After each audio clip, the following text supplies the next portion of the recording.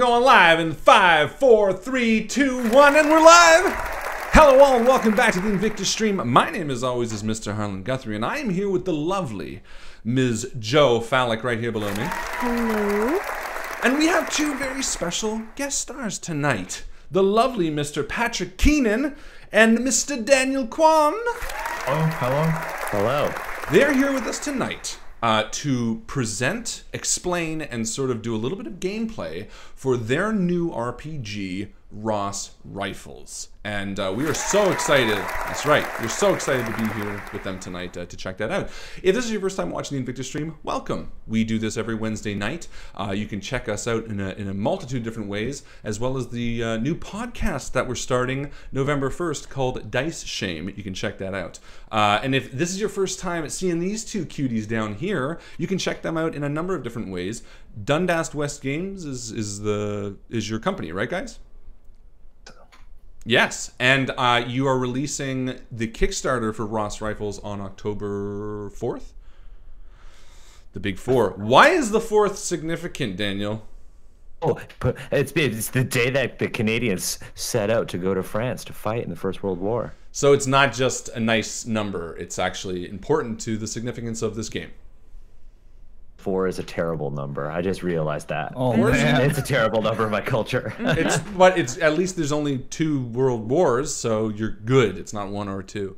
Tonight, Ross Rifles is a game that dives into World War I. It is powered by the apocalypse. We're really excited to do it, and we're going to do this in a little bit of stages. First, we're going to talk a little bit about the game in general, what it is, why it exists, and I guess what inspired you guys to do it. Then we're going to do the rules overview, and we are going to jump into a little bit of gameplay. And at the end of it, if there are any questions from the audience in our Discord, you can ask them for Patrick and Daniel. So I guess Patrick and Daniel, I'm going to be saying that a lot tonight. Why don't you guys tell us a little bit about this game, how it started, why it's here, and what it's about?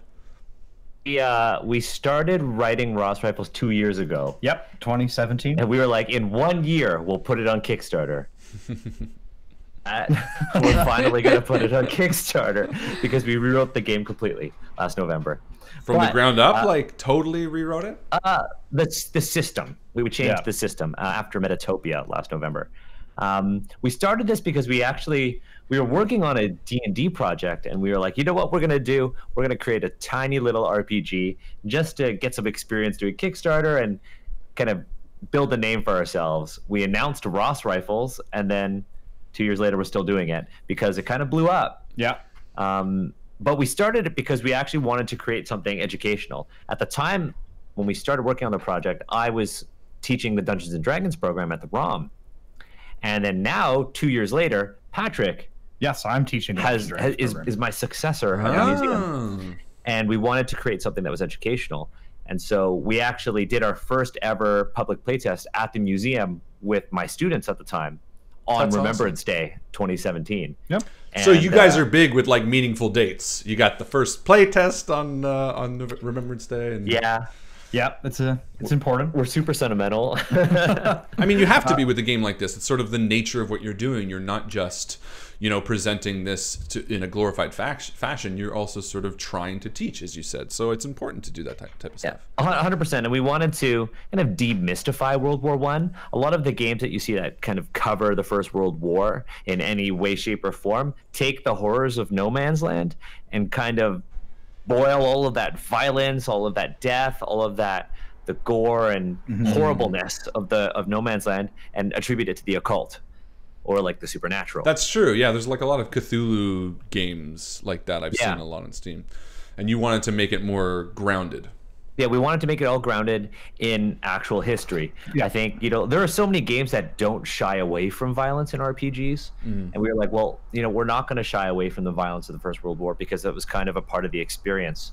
And when we designed the game, we wanted to make it not about changing the war or actually, being alternate history. We wanted to make a game where people could have their own history within the trajectory of the First World War. So you aren't going to be changing the outcome of the war. I mean, you could if you really wanted to play the game that way, but the way we wrote it was about your interactions and the drama that takes place between you and other members of your section in one little small part of the trenches. Yeah, it's mostly a game about telling personal soldier stories and how those soldier stories intersect as the war goes on.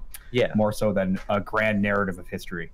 Yeah, and then of course we wanted to really redefine and undermine what we currently see as the Canadian soldier in World War One. We wanted to, write a game where I mean, all of us when we went to high school, we learned about World War One, and you open your history textbook and you just see a whole bunch of white dudes either getting killed or killing each other. Yeah. And World War One was more than that. World War One was a very diverse war from the Canadian perspective. If you're looking at the Chinese soldiers, the Japanese soldiers, the Black Canadians who fought, or the Indigenous peoples who fought for Canada, or what was it, tens of thousands of South Asian soldiers who fought for the British Empire as well. Wow. It's called the World War for a reason. Right? Yeah, exactly. And it's so true. And I think it's great not to just sort of, show it for the reasons that are important historically and all that kind of stuff, but also try to push it further than it's been told before. Like you said, that's what we learn in school, but what more can you teach in something like this? And experiencing it and telling those stories the way you're doing sounds like a really exciting premise. So I think this is a great idea. We fully support it. We'll be backing on Kickstarter. Put them on your side now. No, that sounds really exciting. So obviously, Daniel, you have a lot of history in this. Patrick, where's your sort of forte in this? What are your credentials? Yeah, what are your credentials? Well, so my family does have a bit of a Canadian military history. It's not extensive, but when I was doing research for this, I kind of knew that my great-grandfather had been involved in the war in some aspect or another. But while we were writing the game, I started to dive more into it, talking to my grandmother and looking on. You can actually access all of the soldiers' records from the First World War. It's in the Canadian public domain, so you can go on the veterans website and find whatever you want. And so I started searching, my last name, and I found out that actually my great-grandfather, Thomas Vivian Keenan, volunteered for the Canadian Corps in 1918. That's cool. However, yeah, he didn't make it to combat, though. He arrived in France after November 11th. Oh. Yeah. But it's kind of a story. I mean, if you got to be involved in the First World War, that's kind of the best way to be involved. Yeah. Yeah. We were gonna make a sequel to Ross Rifles. It was just gonna be about Thomas Vivian Keenan being on that boat, crossing over, and at the end of the session, the war is over, and you get to go back home. Yeah, Boat travel, the RPG. I'd play got a it. year in France, for free. Yeah, so. he got to go to That's France for awesome. free. I mean, this guy had the best experience of the war. Euro really. trip, war edition. That's a war story I want to tell. He got That's a free awesome. gun and a vacation. So you guys, and you mentioned that when you were doing research, so this isn't something that you obviously just did willy-nilly. This is something that you guys went and investigated and sort of did research and... Yeah. Oh yeah, so much. We went all the way to Ottawa actually to go to the Canadian War Museum, just so we could write one section of the game. We actually wrote a history of the Ross rifle in the book. And so when we went to the War Museum, we were like, okay, we had done one playtest at the ROM before then, and we were going to do one more in Ottawa, and we were getting ready for all of our con appearances. And so we went to the War Museum, and I had been in touch with, so Patrick and I both worked, when we first started, we're working as professional archaeologists, and now it's just Patrick and not me. And I got in touch with the armorer at the War Museum. I was like, hey, I'm a museum professional. I have my gun license. Can we actually come and see the Ross rifles? And he was like, dope, let's do it. Yeah. That's So cool. how long did we spend in there? We were there for like 4 hours. 4 hours just looking at all the... Wow. Yeah, stuff we they have like behind the handled the scenes. Ross rifles. We handled the grenades. We looked at all their... You're not supposed to handle those. I think, guys, didn't you hear this article about someone handling these old weapons and leading... with gloves on. It was a Oh, very good. controlled 4 hours, but it was awesome. And Cool. we got a really good feel for it. So when we role play in the First World War, or when we GM, we made sure that we took those experiences and not only put that into our games, but also the actual content of the game, so people could have that same experience. And Sorry, go ahead, Patrick. the scenarios that we've written for the game are extensively researched. Like, we were up late at night looking up weather from the days that battles happen and stuff. So everything that's in the book has a very historical lens to it. My favorite one is the one of the German officer who went to see his buddy on the front and then got captured. Yeah, Oh, some of the no. scenarios, they're coming from real stories like that, where it's like, how did that actually happen in Yeah. war? Well, and I think that's what's so uniquely appealing about Ross Rifles, especially, is because it does dive into that. Not many RPGs you see are teaching tools as well. You know what I mean? This is why it sort of caught the eye of so many people. It has that unique approach to it with the historical accuracy and all that kind of stuff. But not just that, but also making it accessible, because that can be really intimidating for some people too, where they're like, oh, listen, we have every detail of every gun that was used in World War I.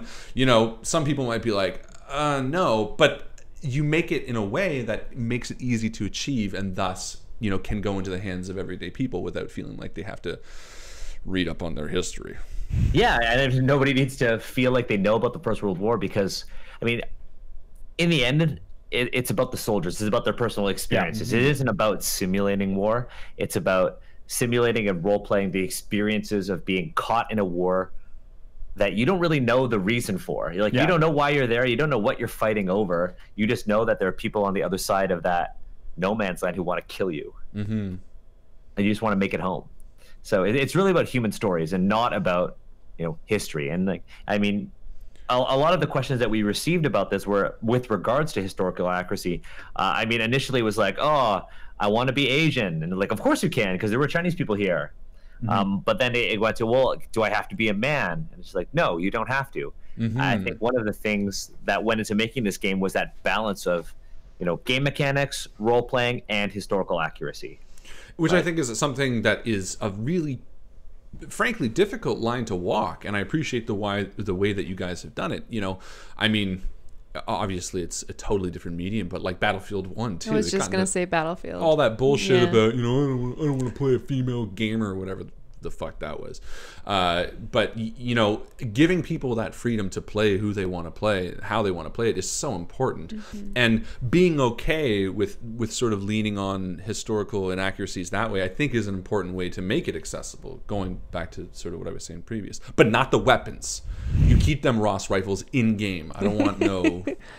Well, here's the thing: when you actually look at your playbooks, not all of the character sheets have Ross Rifles. We pick Ross Rifles as sort of like an emblem for Canadian resilience. Yeah, that's what it was. Because they're such a bad gun.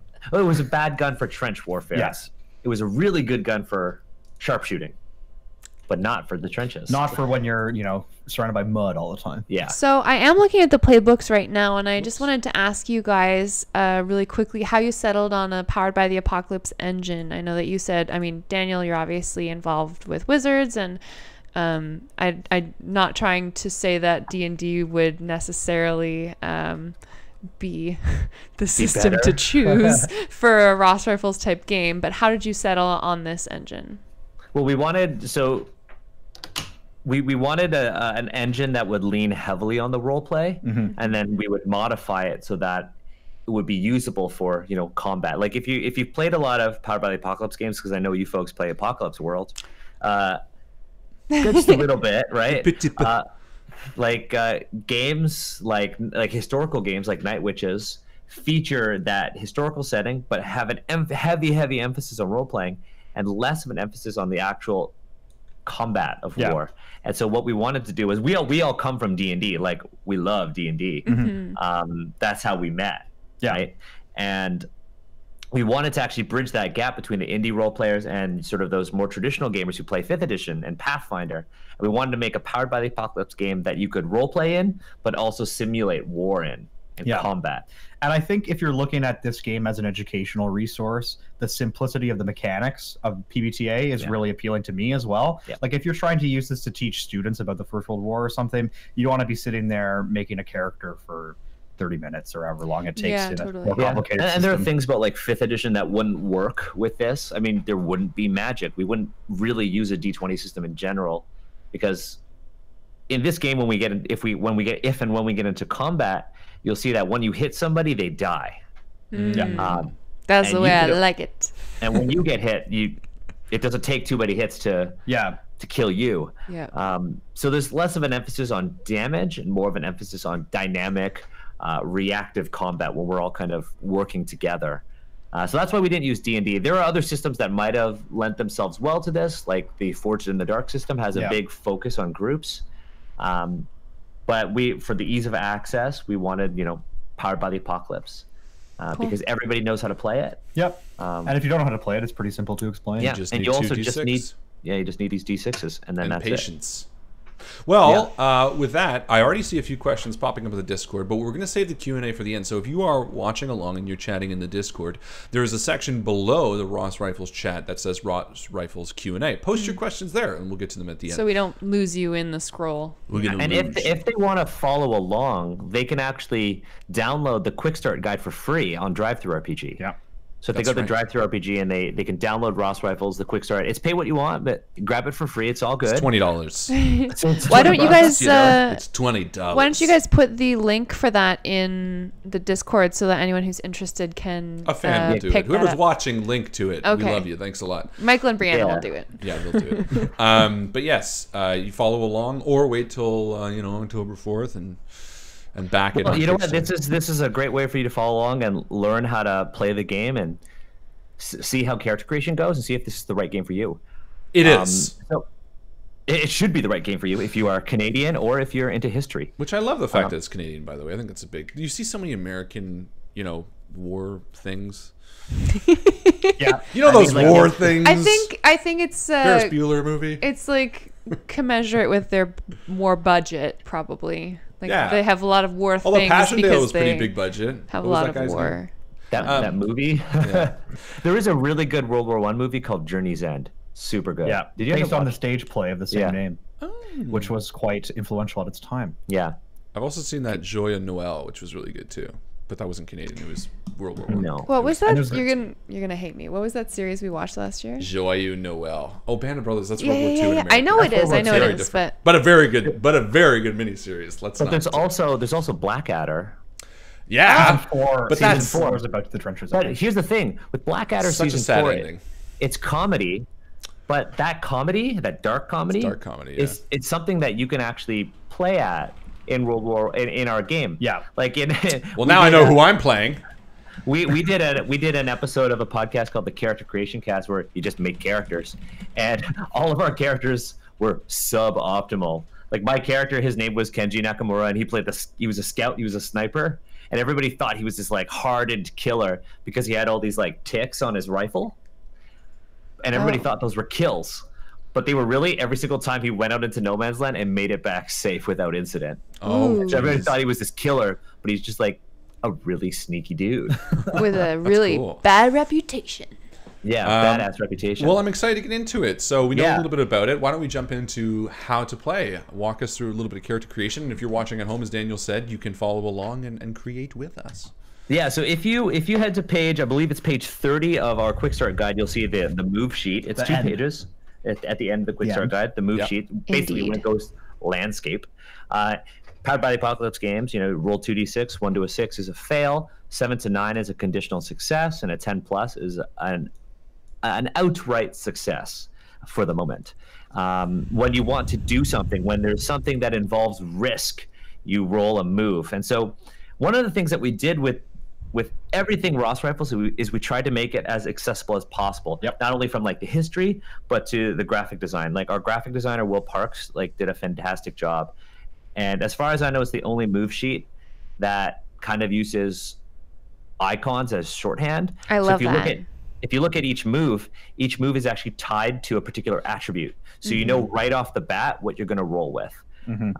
Or like, for instance, the Faithful Through Adversity move, which is the first move in the center column of the move sheet. Yeah. It has a little medical icon. That icon is actually the same icon as the harm icon on your playbook. So you know that that's a move for healing. Yeah. Very And cool. stress is around there too. Yeah. So we have those moves. So there are 6 playbooks that are all based on real people or things that happened during playtests or experiences that we wanted to invoke in Ross Rifles. Originally, we had 3 playbooks and they were just rank, and we thought that wasn't. It wasn't a diverse enough group of stories, I think. Yeah, it wasn't narratively interesting. So Yeah. we only kept one with the rank, and that's the sergeant. So the sergeant's kind of in charge of the section.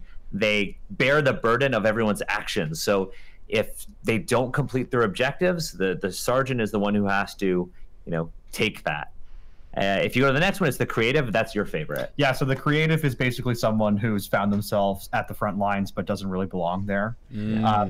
They come from a background of a poet or an artist. We based it really on J.R.R. Tolkien. Interesting. Who fought in the First World War, but they're just trying to get through, hold on to their humanity while trying to help the section also hold on to their humanity as well and foster those bonds of camaraderie. Yeah. That's awesome. Then the next one is the Scrounger. That's somebody who's good at getting stuff. They can either get supplies for the section, whether they be standard issue or not. They're good at crafting things. So this is James Garner from even that's World War II. Great Escape. That's World War II. But yes. Same sort of character. Then, of course, the Replacement. The Replacement. That's your favorite. That's my favorite because He dies first. No, he's the one who replaces the guy who dies first. Oh. Yeah. The Replacement is somebody who's new to the section. It could be, they're actually replacing a cherished friend who died, and then there's that narrative tension there. Or it's somebody who, like in our last sort of session when we were making characters, is a brand new commanding officer because somebody else got promoted. So the Replacement, that doesn't necessarily have to be a lower ranking character. I like the Replacement because it's a great way to kind of sort of role play and navigate the racial tensions that happen in the First World War, because you are new, you are the outsider, irregardless of your rank. Interesting. Then there's the Scarred. So the Scarred is basically someone who's either been at the front for a while or has seen combat before in another war, such as the Second South African War, or comes from a background before the war that might have been traumatic, and they carry that with them. So they're a bit more reserved. And they have a lot of moves that are about survival, but also about sharing their stories with the rest of the section and trying to remove that stress from everyone else because they have a lot of experience. Yeah. And then the last one is the Scout. The Scout was an interesting one because there were so many requests for a sniper. Yeah. So many. Because people wanted to play as Francis Pegamagabo, who was like the most legendary Canadian soldier.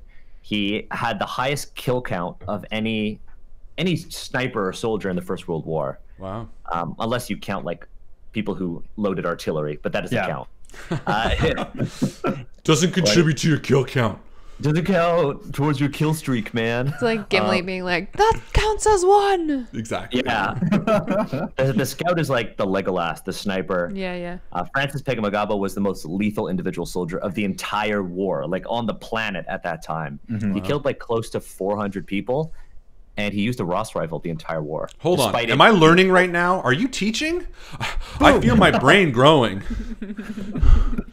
Oh, that's actually really cool. Yeah, so the Scout is like somebody who can go out into no man's land and can take care of themselves and has skills to keep everybody else alive. Yeah, and we've written the Scout in the way that if you want to play that sniper variation, you can, but if you want to do something else with it, maybe you're just an experienced trench raider, someone who likes to go knock some heads, you can also be that. That was my character when we made them, except he had a -2 in brawn. But no. All of the drama centered around his unique trench club, and it was a table leg. But the creative had a drafting table, and so we established that the drafting table was missing a table leg, which I had repurposed for a weapon, but never used. So yeah, those are the 6 playbooks. That's awesome. They're really diverse and interesting, and I like them very much. And which one's your favorite? That's all I can say. What do you want to play? I have many favorites already. I think, though, for tonight, I think I'm going to play the Sergeant because I think that will be sort of a...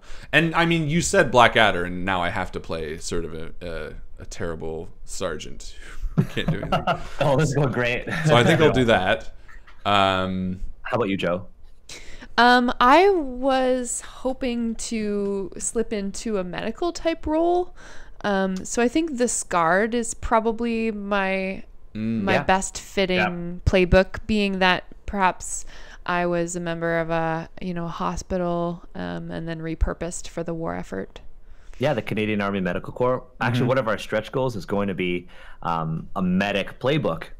Yep. And we're actually we did a lot of consultation with, like, not only did we go to museums, we talked to veterans. Yep. Yeah, not only about like mental health and PTSD and shell shock, war neurosis, but also like specifically medics. We actually did a play test at the Moss Park Armory with a whole unit of Afghanistan medics. Wow. Oh wow, that must have been intimidating. It was like super chill. We just ate Cheetos and Krispy Kreme. And it was pretty funny. Krispy actually. Kreme, then you're good. Yeah. I would have been nervous going into that though. I'd feel very like Reverential. Yeah. We actually met their. Jeffrey's a sergeant, right? Yes. We met their sergeant at Breakout Con. Oh, I've been to that. Yeah, he would tell you. You might have been to that.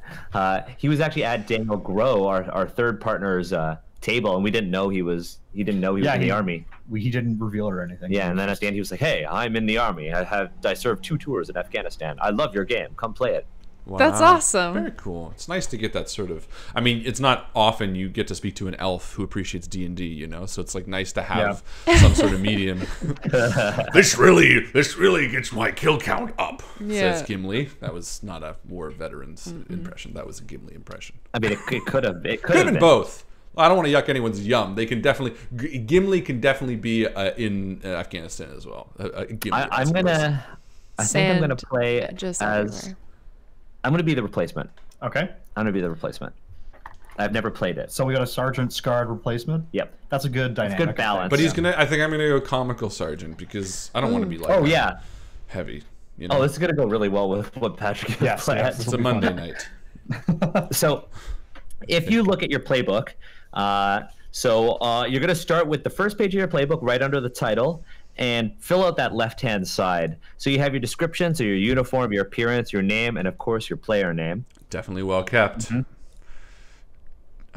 I am going to be fresh and doughy. Yeah, Fresh and doughy. Fresh and doughy. Isn't that a song? Fresh and doughy. It is now. My name? Oof. What should your name be? I'm going with Ivan Crumble. Sergeant That's a Ivan great Crumble. name. Ivan Crumble. That's Crumble. Oh, that's what you said. Yes, Ivan Crumble. I think. I don't know what my name's gonna be. I have to think about it. I have a stained I'll uniform go back for to it. anyone I'll who go had back to any it. doubts. A stained uniform? Is it stained With with blood? Not With blood. blood? Is it? I can't stand. Much of it is blood, Oh yes. God! Oh no! I'm getting dizzy already. And I have a stoic appearance. Stoic. You seem quite serious. You're covered in blood. Rebecca. I think everybody's gonna call me. I think I want to be called Wash. Ooh, the kid. Oh The kid. no, because then Wash is just gonna. Where are you going, Wash? I'm gonna go with Wash. Cute. Oops. So underneath you'll see equipment. So everybody will have their own unique weapon. So for instance, if you are playing like you're the Joe, what are you The Joe. scarred. You're the Yeah, Scar. so I have a Joe. Lee Enfield SMLE. Smiley? Yeah, SMLE, the Smiley. Lucky. No, the Lee Enfield, SMLE stands for Short Model Lee Enfield. It's the Mark III. It is the rifle that the Canadian Expeditionary Force adopted officially in 1916. And of course, you have a trench knife. Is it a good one? It is a good gun. But the equipment does not have a major mechanical impact. Yeah, if you roll, it's more for flavor. It's and for instance, like flair. the Sarge has a Webley revolver with a bayonet on it. I do. If the chat actually looks up a Webley revolver with a bayonet, it looks like a Final Fantasy gunblade. Yeah. But I don't tend to use the bayonet. I don't like them get that close. Sarge, what's your name again? My name is Ivan Crumble. Yeah. And you could actually record that on the second page of your playbook for the personnel record. Personnel record. Sergeant got it. Ivan Crumble. Yes. And Wash. Yeah, Private And Wash. what was your name, darling? Rebecca. Rebecca? I've got the first name so far. Rebecca, I've got the first name so far. It's a very long last name. We'll go with Rebecca Nanaimo. Nanaimo. Nanaimo. That's a good name. Thank you. And I don't know what kind of rank would be assigned to Okay, a medic corporal. type character. Corporal Mike? Rebecca? Yeah, corporal. Corporal, of course. Is that better or worse than a private? It is better. But not by much. Not in my army. There was one playtest and somebody was like, my last name, we saw our friend Drew, and he was the private, so he called himself Parts. He was like, I'm Private Parts, and he played Private Parts. I could the just be entire time. Private Fallak. Ooh, hello. so the Webley underneath mark. yeah. So You'll see underneath that you have tools, other, and a personal item. Now, the other section is generally what you've been carrying with you. They're kind of narrative prompts. Yeah. It's just basic, But the personal item is important. That's something to write in. Yeah. It's something that isn't standard issue, something that is unique to your soldier. I'm going to have a lighter that says, "This too shall pass." That's a good one. That's a good one. I think I've got a little booklet with part of my father's stamp collection in it. Nice. I have an identity bracelet. Oh. Your own identity? Yeah. Wait a minute. This says Daniel. Where are we? In World War I, people were getting blown up left and right, and It was. and the dog tags that they were wearing weren't surviving the literal battlefield. And so what people did when they left was, this was an optional thing. Families would have these like bracelets that kind of look like medical alert bracelets made for their loved ones, so that if their torso got blown up, they would have a dog tag on their wrist. Yeah, but people knew that they were going overseas to very likely die.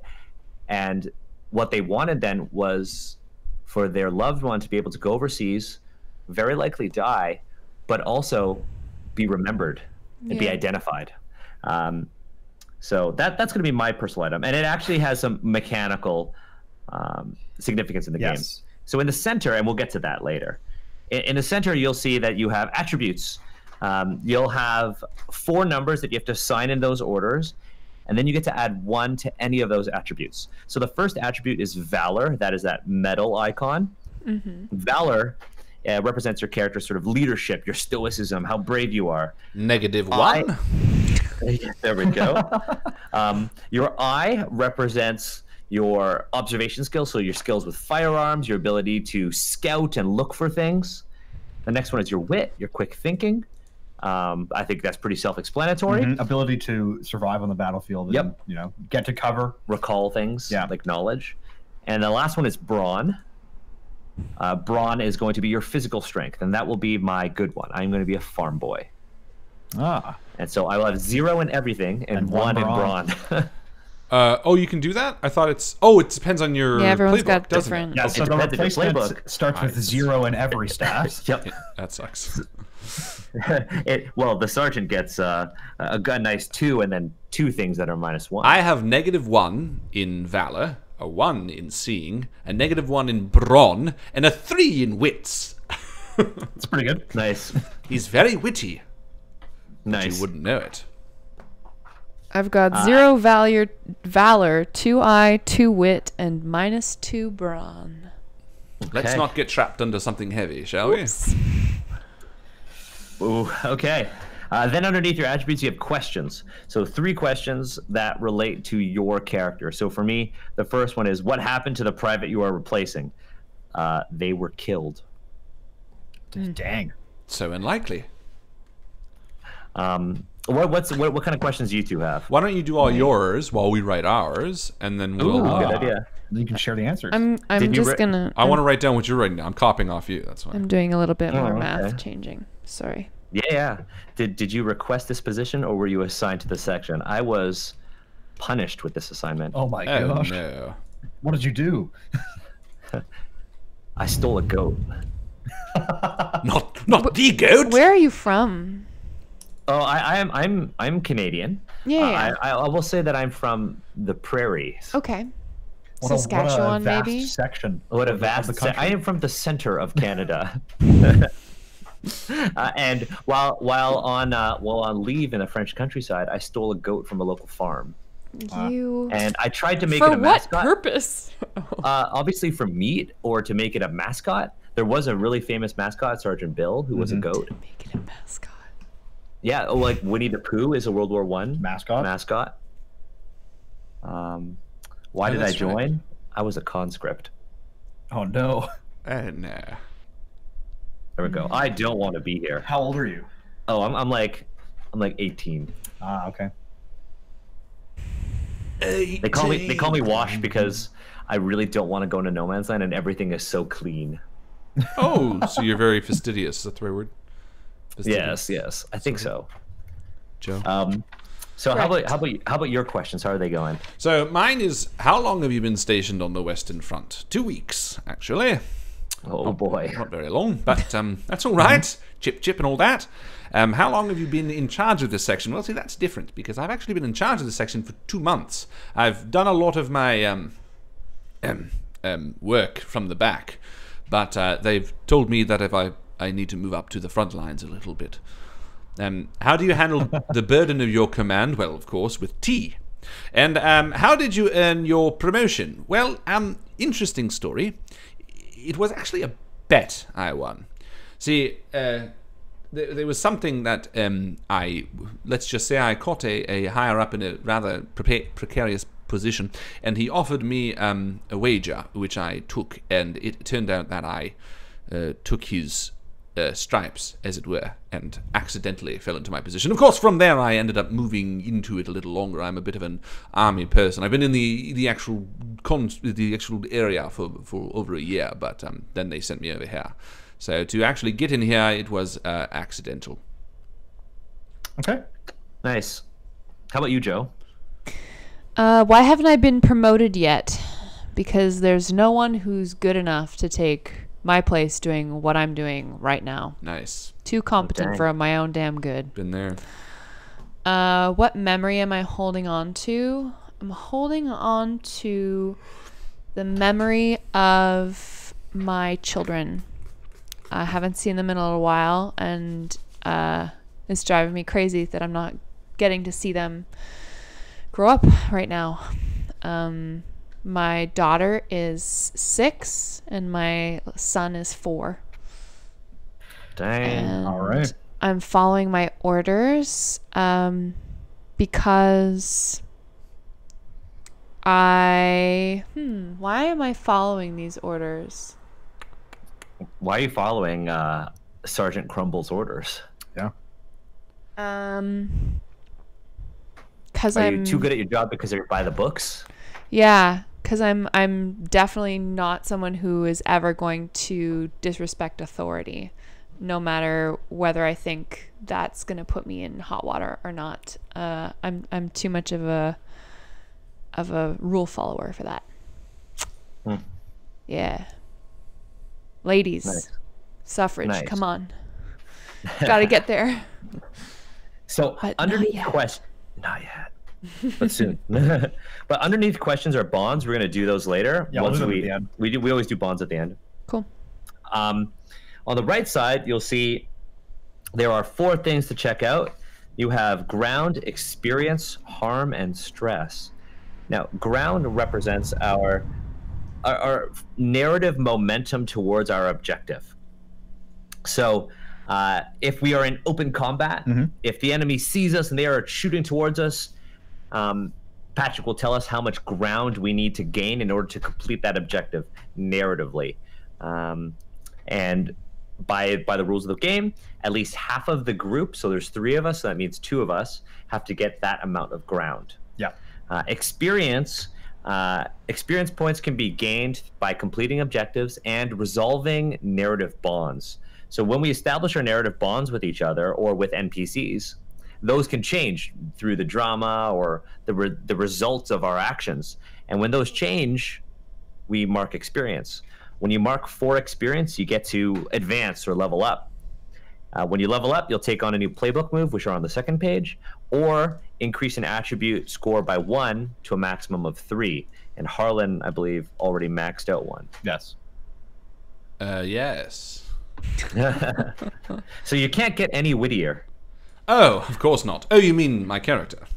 Your character, not you. You can be as witty as you No, damn I'm well maxed want to out be. as well. Harm is your physical damage, so you can take 4 points, well 3. When you take your 4th one, you die. Stress represents psychological damage, and it kind of scales and escalates as you gain more.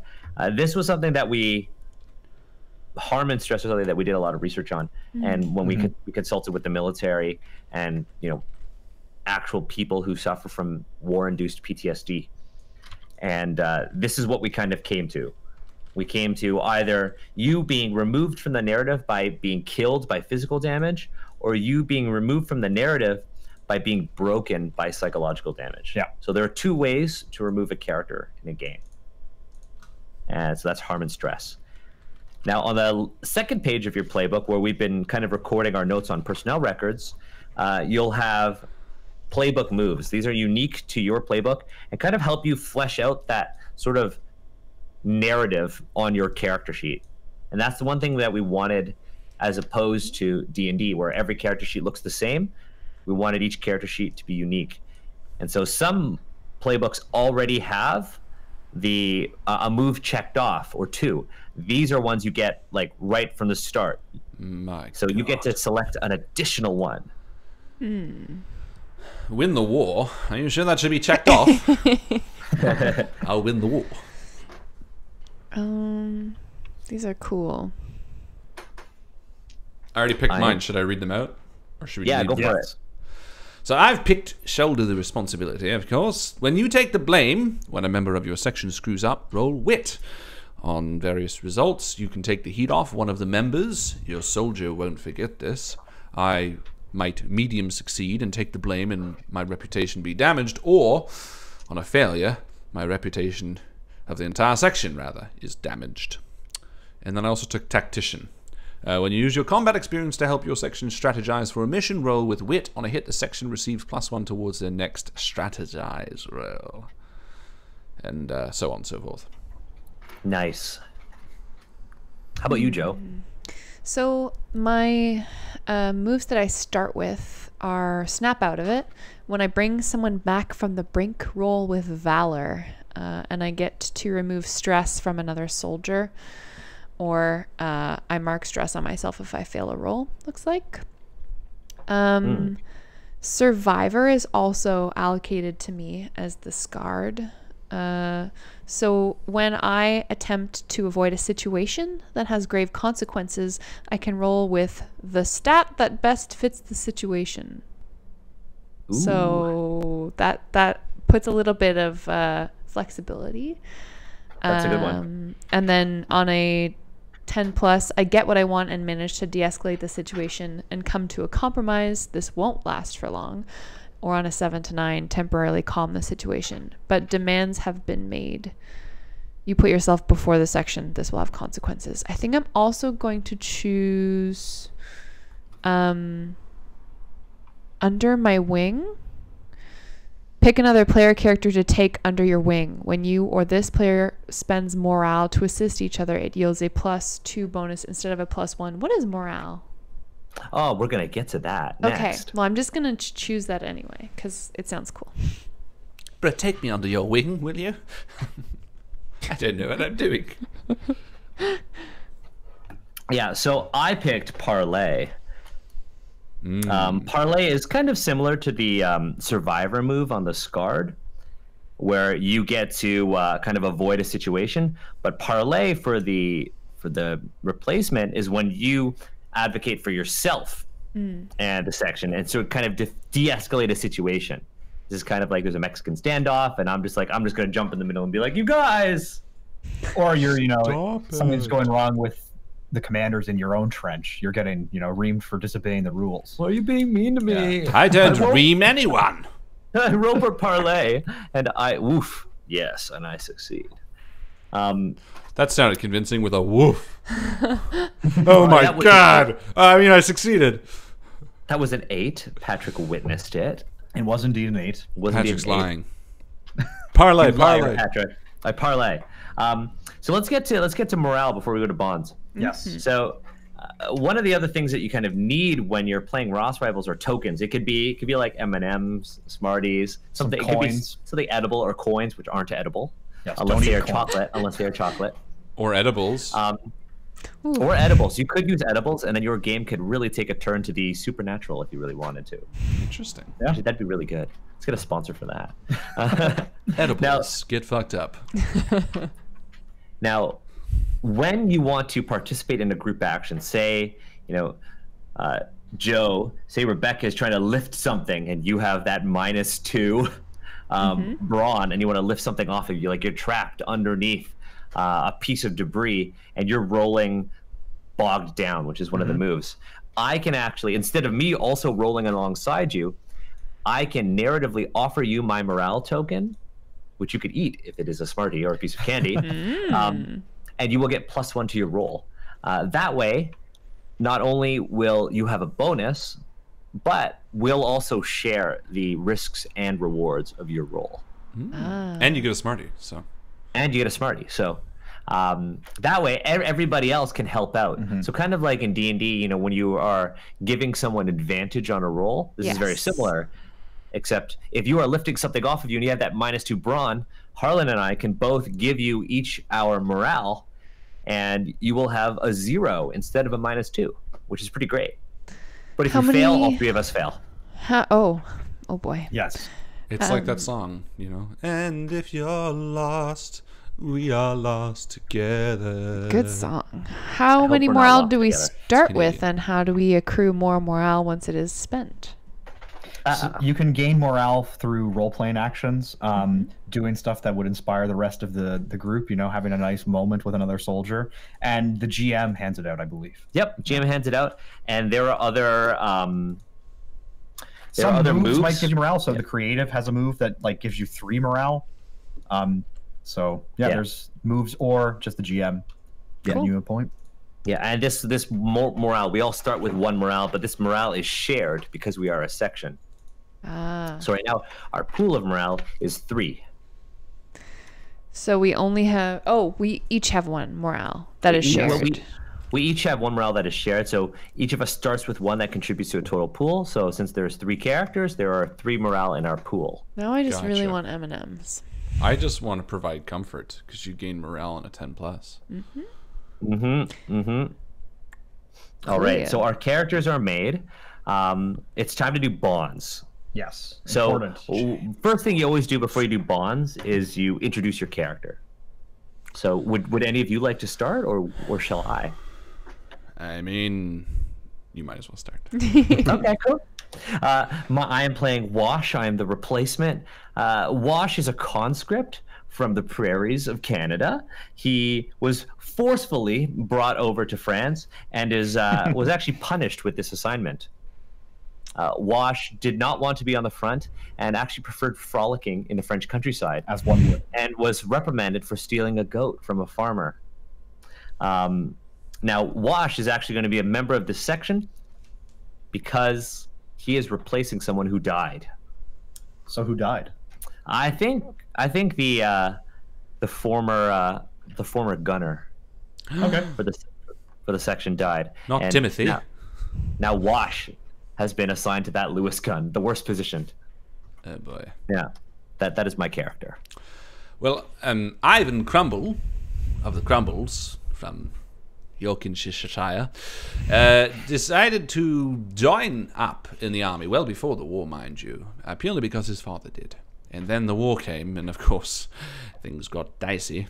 Got his position in a bet, went overseas, but stayed pretty far away for a good time, sending letters by pigeon, giving different orders, until someone found out that he couldn't do that. And they said, "Crumble, you get to the front line right away." And he said, "Okay." So 2 weeks now he's been on the Western Front. He enjoys a cup of tea, and generally isn't a hard ass. It's sort of like whenever a letter from the brass or whatever comes in, he's like, "Sorry, gents, it looks like we need to storm the trenches again." And he doesn't want to do it as much as anyone else, but knows that he'll die if he doesn't. So he sort of tries to develop a little bit of camaraderie with everyone. Just like, oh, you know them up there trying to get us to storm. Let's do it. So he's probably seen as a bit of a worm, but not a malicious one. Sort of just a bit of a weakling. But he is very clever. He does have wits. He has earned his position, at least in that right. He has 3 wits. Yes. Okay. And that's okay. How about Rebecca? How about Rebecca Nanaimo? Yeah, Rebecca Nanaimo. She's a 30-year-old mother of 2 from Ontario, actually. Not Nanaimo. Not Nanaimo. No, but her family is stationed. She came to Canada. Her family came to Canada to the West Coast, we'll say, and that's where they adopted the last name. And she moved across the country on a whim. She Oh, what else about Rebecca? She is the scarred. She has been working as a midwife for a hospital in and around Ottawa until the war broke out, and she volunteered to join the war effort. When she looks at the people around her in her section, she sees people who are fated to die and whose lives she's going to try to keep around for as long as she can. But she has this like fatalist attitude. She's really fond of chocolate. Is that your personal item? Is that your bond? No, my personal item is my daddy's stamp collection. I have a couple of pages from his stamp collection, and he collects stamps, foreign stamps, mostly for places that he would like to travel one day. And I know he's never going to leave Canada because he doesn't have a ton of money that you would need. But Rebecca has been collecting a couple of stamps of her own and adding them to the pages of the book so that when she comes home, she's going to be able to show her kids and show her dad, like, I was here. I got to see these places. So that's nice. That's sort of anchoring her back to real life. Oh, sweet. All right. Sounds good. Sweet. They got some good like tonal variation between the characters. Mm-hmm. Yeah. Now for bonds. So each of us starts with 3 bonds, and then there's a section to write a new bond, because once you resolve one, you get to add another. This is more for long-term play. So for my first bond is blank gave me a hand when I first joined the section. I owe them. I think that, who do you think? Would it be Rebecca. Or Ivan? Rebecca sure. For sure, Yeah. right? I think Ivan would be very like, hello, good job. And then disappear. see you around. And Rebecca would come up on your first, like, night shift, basically, and she would, like, hunker down beside you and give you a couple of words of advice and be like, listen, you want to keep your head down. This time of night, it's usually pretty quiet, but you don't want to fall into a sense of security. Like, you never know, okay? And I don't want to have to be cleaning your brains up out of the mud, because I do that too much already. So you know what? Take care of yourself. And she like hands him a tin cup of coffee. You'll be fine, kid. You'll be fine. I think that's going to be my second bond as well, because Rebecca is teaching me how to survive so that I could be a more effective member. Yeah. And I don't think it's effective. I could just be a member. I'm just going to cross out more effective and just be a member. It's really key to keep your blood on the inside of your body, my friend. Yeah. And for my last bond, I'm going to say that Ivan has seen me make a critical error. Ooh, what kind of error? Uh-oh. I think the error... I think I'm going to... man. Ooh, I feel like it has to do with the pigeons. I think it has to do with the pigeons. You don't shoot the pigeons! I think Ivan has actually seen me shoot the pigeons with my Lewis gun. I see them coming at us, and I've heard tales of pigeons dropping bombs. So I opened fire and killed a whole bunch of messenger pigeons. That's a big mistake. That's a huge mistake. You did bad. Foolish boy, you're reckless. Yeah. So I killed the pigeons. Mm-hmm. That one could have been my return letter. Oh yeah, and you saw all the papers just like confetti. fall. You got a problem with animals. Yeah, apparently. Okay, so those are my bonds. How about you two? Do the bonds have to be done in order? For some reason, I thought they had to be done in order. For some. Nope. Am I misremembering? I don't know. So I have 3. So we have to fill all 3. You don't have to. You don't have to. I think I'm only going to do 2.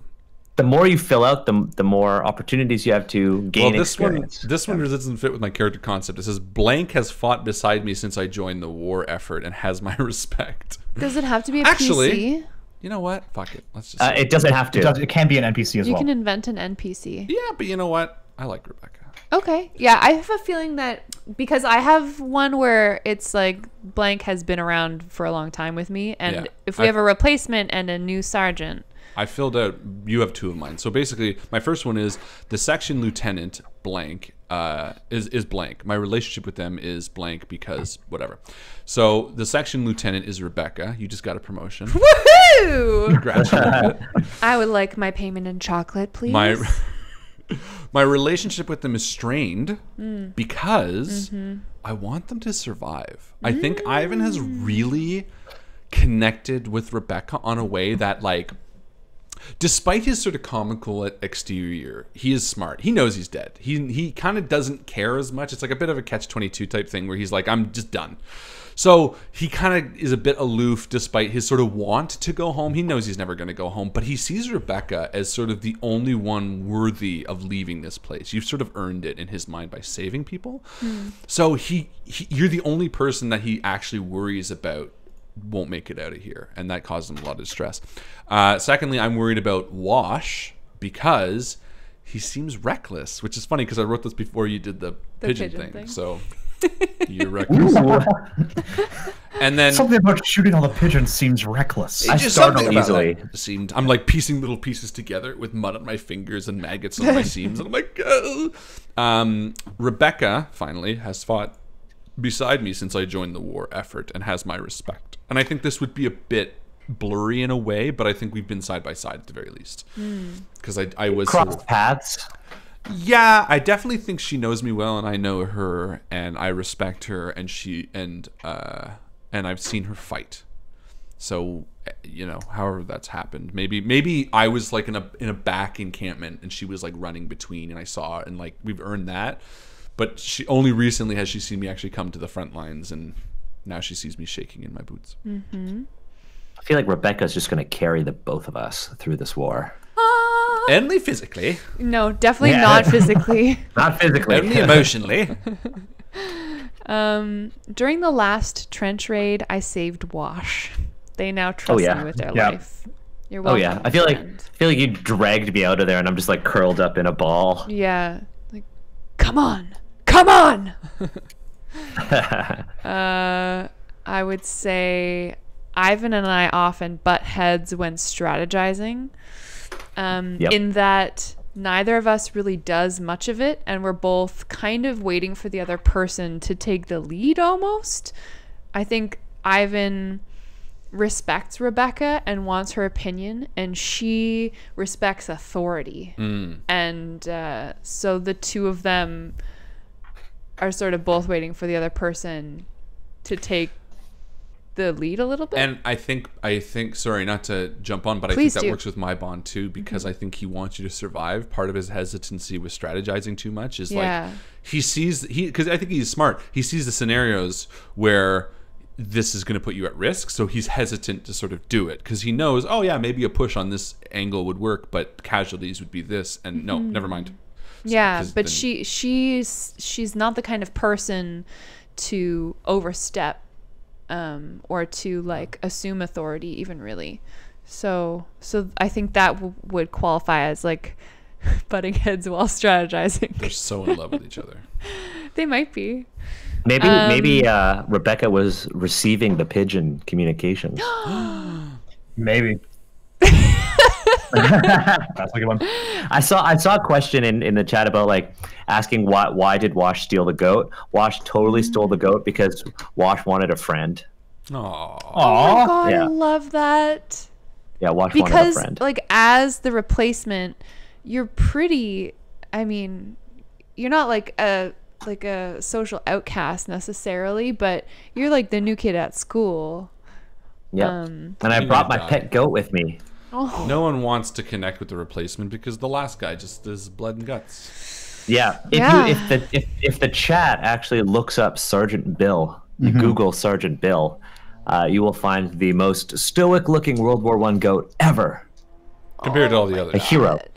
A true I hero. want to see Sergeant Bill. Someone post a picture in the chat. And my final bond is Blank and I are the only survivors of an enemy raid.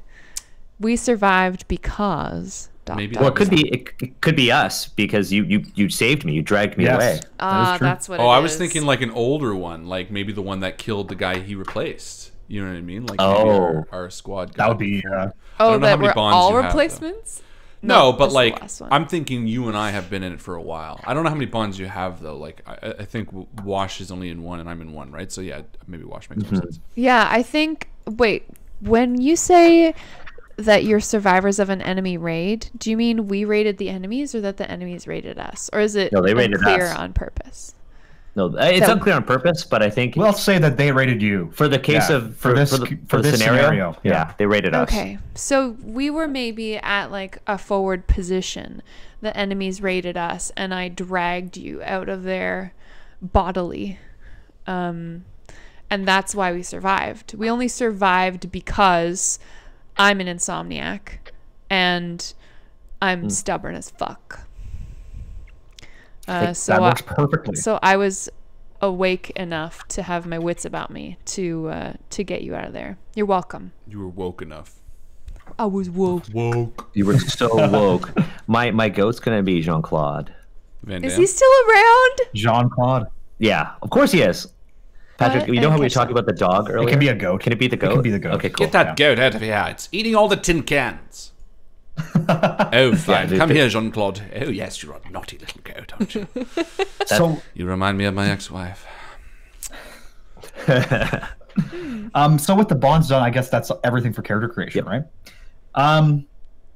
So we might as well get into it. Yeah, let's dive into it. Yeah. Let's do it, ladies and gentlemen. Without further ado, this is Ross Rifles. So should we explain a bit about the moves first? Or maybe we not. talked about it. We talked about Yeah. it. Yeah, we're good. Okay, I'll just say you can only use combat moves when you're in combat, but that seems rather self-explanatory. That makes sense. So, the year 1917. Hold on, let me the do a month- sound effect to give you a proper intro, and that way we can cut it out All if right. we want to just cut out gameplay. Thank you. The year 1917, the month January. It's a cold winter on the front this winter, and all of you are sort of a bit discombobbled after the events of the last week. As described by Rebecca, the enemy has just raided your trenches.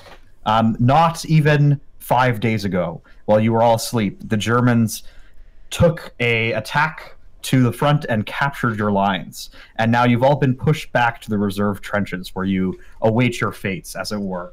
The three of you are sitting in actually quite a nice dugout because this is the reserve trenches. The walls are covered with boards. There's a nice well-lit lamp. You know, there are plenty of lamps. You can see what's going on.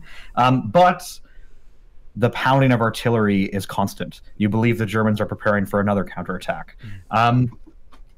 This is the scene that you've been set in. As the artillery is pounding on the walls, the single lamp that you have is shaking, and you're all very worried about what's about to come next.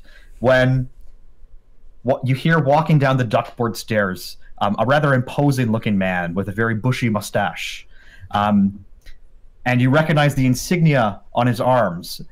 Who goes there? Which represents a major. I'm going to be cuddling up with Jean-Claude. Major, of course. And I stand up and sort of brush myself off. Welcome. We are just keep making sure this is a safe area. Thank you for your efforts, Sergeant. But I actually have some orders to relay to you, unfortunately. No, of course. I mean, that's the nature of the game. This is Major Stanhope, and he's the commanding officer of your area. So you have interacted with him before, and he turns to the three of you, particularly looking at Lieutenant Rebecca Nanaimo, and says, "Well, Lieutenant, the three of you, I've just got some orders from High Command. We're very worried about this upcoming German attack, and so we really need you guys to get in there and do something to fix this." Now, I don't know if you're familiar, but there is a system of tunnels connecting these trenches to the trenches that were just captured, and we're unaware whether the Germans have found out about it yet, but that might be a good in for you to get over there. Now, Lance Corporal Monteau, and you recognize this name, he's the quartermaster of your lines. he is a bit of a munitions expert, if you will, and he's just informed us that he's left a little going away present for the Germans at our old lines. Oh. A munitions cache that unfortunately needs to be set off manually. Jolly good, jolly good. Well, I hope the Wait, what do you mean it needs to be set off manually? So you're telling us that you're going to go do that and we should wait here? Yes, I'm not too sure what you mean, Major. Oh, no. You guys are going to go over there. Well, first you're going to talk to Lance Corporal Monteau, because he seems like the man with the plan here. And he'll, deliver some sort of way for you to set this off, but we need to get this set off. So... Major, this is... And I pull him aside a little bit. Major, you can't ask us sincerely at the three of us. We've just survived the last attack, and we pulled back here. We're freezing off. We were hoping for some rest and maybe some time off the line, I think everyone in this war is hoping for a little time off the line, Sergeant. You've been given a direct order. Right. Very well. Well, jolly good then. And I turn to the others. Did you hear that, gent? An opportunity, I say, to win the war, to turn the tides of battle. Say, Major, you don't have any gum, do you? No, Sergeant. He then turns to Lieutenant Nanaimo and he says, Lieutenant Nanaimo, I would actually like to speak with you about something else, something somewhat related, but, these underlings don't need to hear about it. And he gestures for you to join him outside of the dugout. Of course, Major. She stands up, brushes off her trousers. Right away. So you leave the dugout, and he turns to you. He appears to be a bit more panicked as talking to you this time. You see sweat forming on his brow as he says, "Now listen, Lieutenant, the reason why I picked you three is because I know that you're an excellent medic. You've saved a lot of men in this war, and my son, you might know him, Private Stanhope, James. He didn't make it back from that last raid. And, well, I know he's probably dead, but I'm just hoping that if you go over there, maybe if he's still alive, you can save him. That's all. If he's still alive, I'll put him back together as best I can." Thank you, Lieutenant. This you'll find that this is a good choice for your career. And then he leaves. She salutes smartly and turns back. And you see the two of us hugging either side of the goat now. Yeah, we're just... The goat is just like chewing on something, perhaps a tin. Did he say anything to you specifically about maybe not having to do this? Because that wouldn't be totally uncalled for. I'm afraid not, Sergeant. Jolly good. Very well. Well, I suppose it means that we need to do this. He mentioned speaking to the corporal about how to set off the explosives, and I mean, the tunnel approach. You spent the most time in the tunnel wash. What did it look like? So it was dark. I mostly let Sergeant Bill. Jean-Claude. We met another goat named Sergeant Bill. There are two goats in the tunnels. Yeah, well, Jean-Claude has a very, very good nose, and kind of helped me when it was dark and led the way. Jolly good. So you didn't see any particular paths that we could take? Well, there are many tunnels, and I mean, if there are munitions, we'll probably have to follow the wires going through. We might need a lamp of some sort. I know you do have that lighter. Oh, yes, I do. Oh, and I pull out my lighter and flick it a little bit. But I don't know if that will be sufficient. No, I suppose this would work, and I bend down and pick up the lamp. Should we prepare ourselves in any way before heading through? Did he give a timeline? I don't remember. He did not give you a timeline. He just said as soon as possible because they believe the counterattack is happening any moment now. Well, let's pack up and get ready. And I rub my hands furiously on my ass to warm it. Should we consider work while at rest? Yeah, we could. Yes. If we're going to, if there's anything that we need to prepare, like what would you like to prepare, Joe? Sorry, I think your audio cut out just a tiny bit when you were giving me some of the details. Who was the person who died or died out in the tunnels? So no one died out in the tunnels, but Lance Corporal Monteau, the quartermaster, is the person who was in charge of setting up this munitions cache, and also he knows the tunnels very well. So he is a person who Rebecca is going to be keeping a lookout for. He's also the person who knows how to set off this cache of munitions, correct? Yes. All right. Ooh. So yeah, why don't we do work while at rest? Yeah. Alternatively, you Ask could use around. ask around Yeah. to ask the people around you.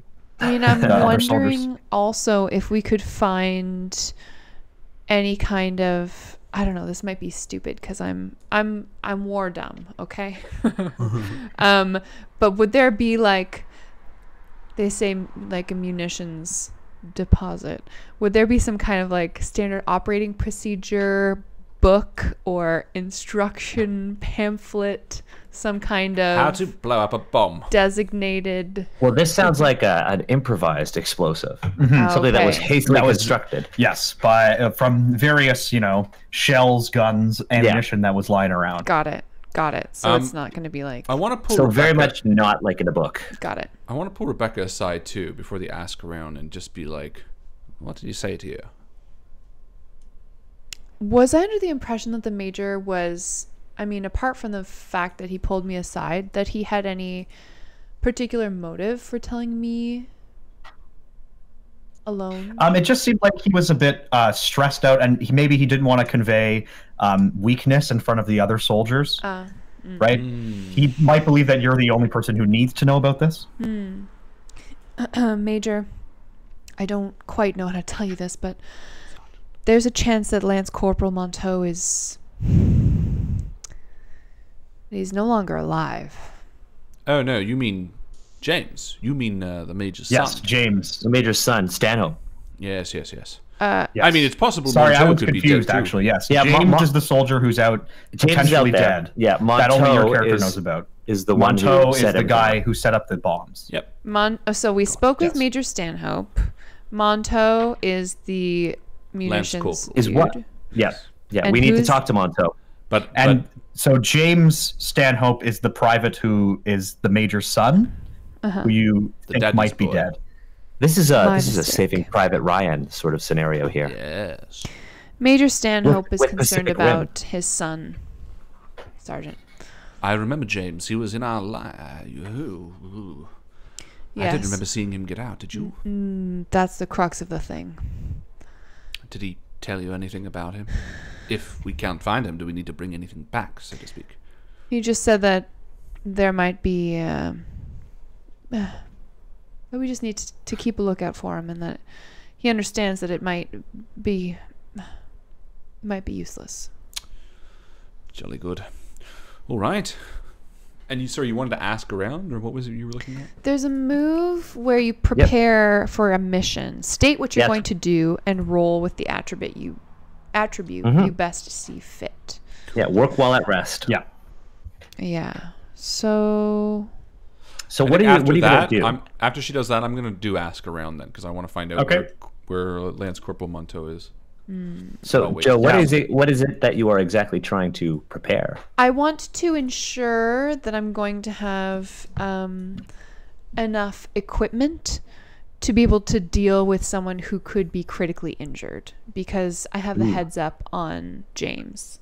Yes, James. So like we'll need some sort of stretcher. Yeah. I want to I'm guessing Probably I'm going to be using wit probably to I'd say rack that's a wit. my brain for some kind of medical knowledge, some context, get together the least dirty bandages, that sort of thing. Okay. Does that sound Yep. applicable? Yeah, It does. totally. Okay, so Give- I'm give going it to a use roll. INVICTUS to roll my 2d6 and add 1 for my wit. That's an 8. All right. So on an 8, you can select a complication, but you do succeed. Select a complication. Yeah, so it could be It can Pressure be gets to you, or find marking a yourself. stress. That's a simple one, or finding yourself in trouble. Stress would make sense, really, because you now are tasked with something else. It would, but I don't think it would for Rebecca, because we've established that she's the scarred, She's the scar. That's right? So I feel like that's not really bothering her so much. yeah, you're I used would to the say stress. that she finds herself in trouble. So maybe she ventures a little bit farther outside of where we know is necessarily safe in order to get these supplies, or Or it could be maybe you mention the name of James and someone overhears it. could be. And they're like, oh, Yeah. the Major's kid. Or, you're peeking around, maybe put your head too high. Yeah. And die. Well, Well, it's over. thanks, Just like that. guys. Just like that. It's been fun. Stream over. Yep. I'm going to roll Ask Around. And I rolled a 7. So something is demanded of me in return, but I can ask the GM a question about the scene and they will answer honestly. So I'm obviously looking for Lance Corporal Monteau, if anyone has seen him or knows where he would be. Okay. Let's resolve Joe's role first. So, Oh, yeah, sorry. do you have any idea of what your character would be doing to try to sort of, make sure you've got everything? I think we're talking about getting a stretcher. Yeah, going to get a stretcher. Yeah. I think I know where there's a stretcher. I remember seeing one earlier in the day when it was still light out, and I take a lantern go with ahead. me.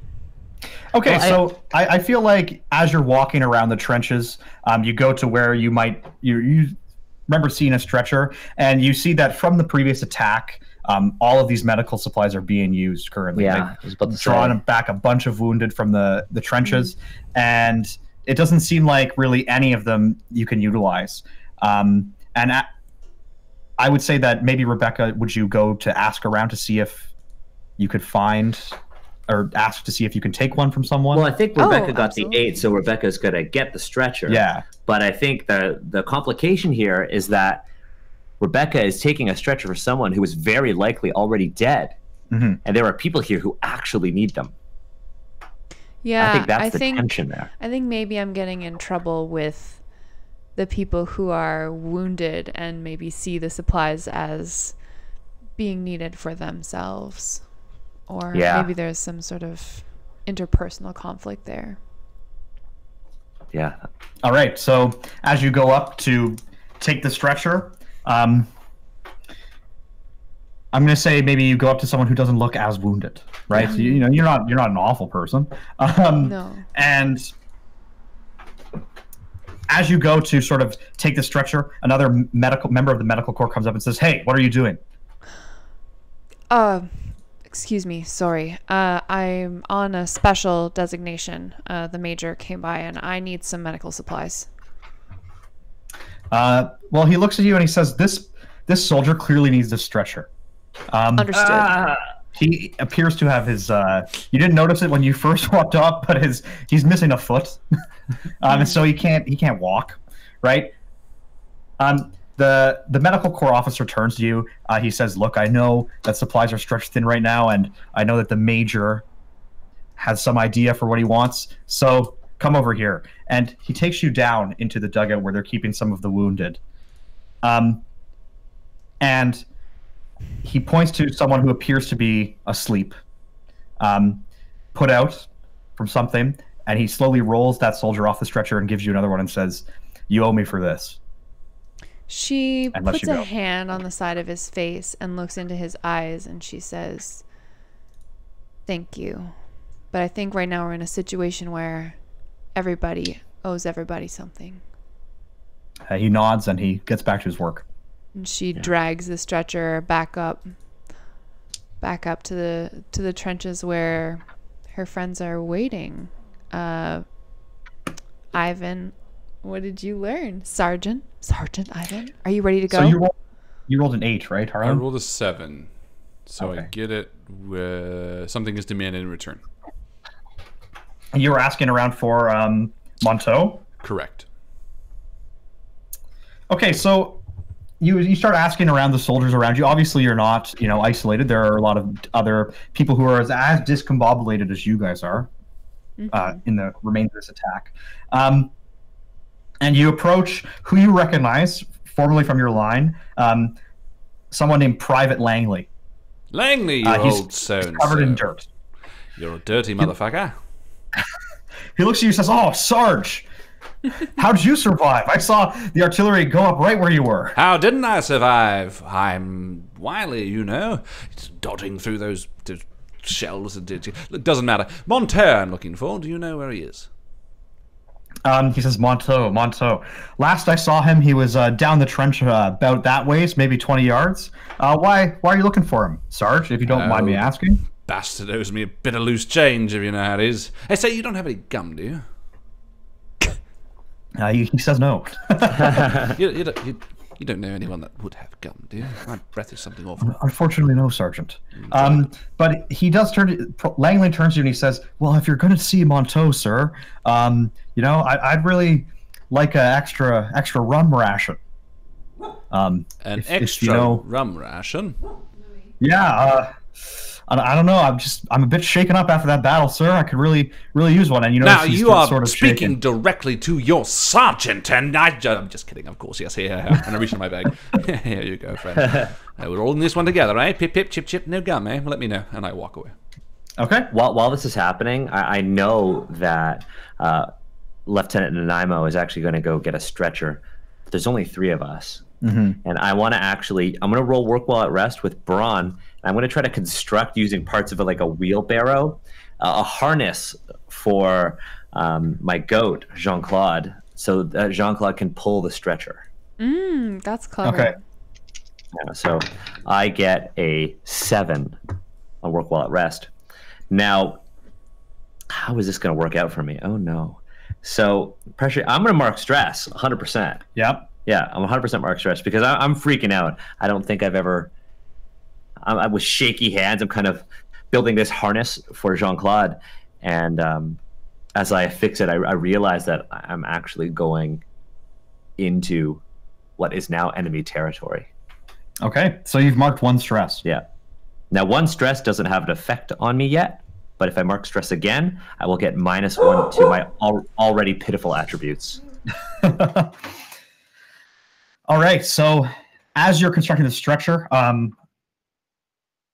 the Sergeant Crumble is looking for Corporal Monteau, and you follow Private Langley's advice, Sergeant, and you walk down the trench where you see sitting on a crate with a big pot of soup in front of him, making it for the soldiers. As the quartermaster, he's responsible for, you know, getting everybody fed, and hanging out of his mouth is a lit cigarette, precariously dangling on the edge of his lip, as if it's about the ash falling into the soup, it's like seasoning? Yes, exactly.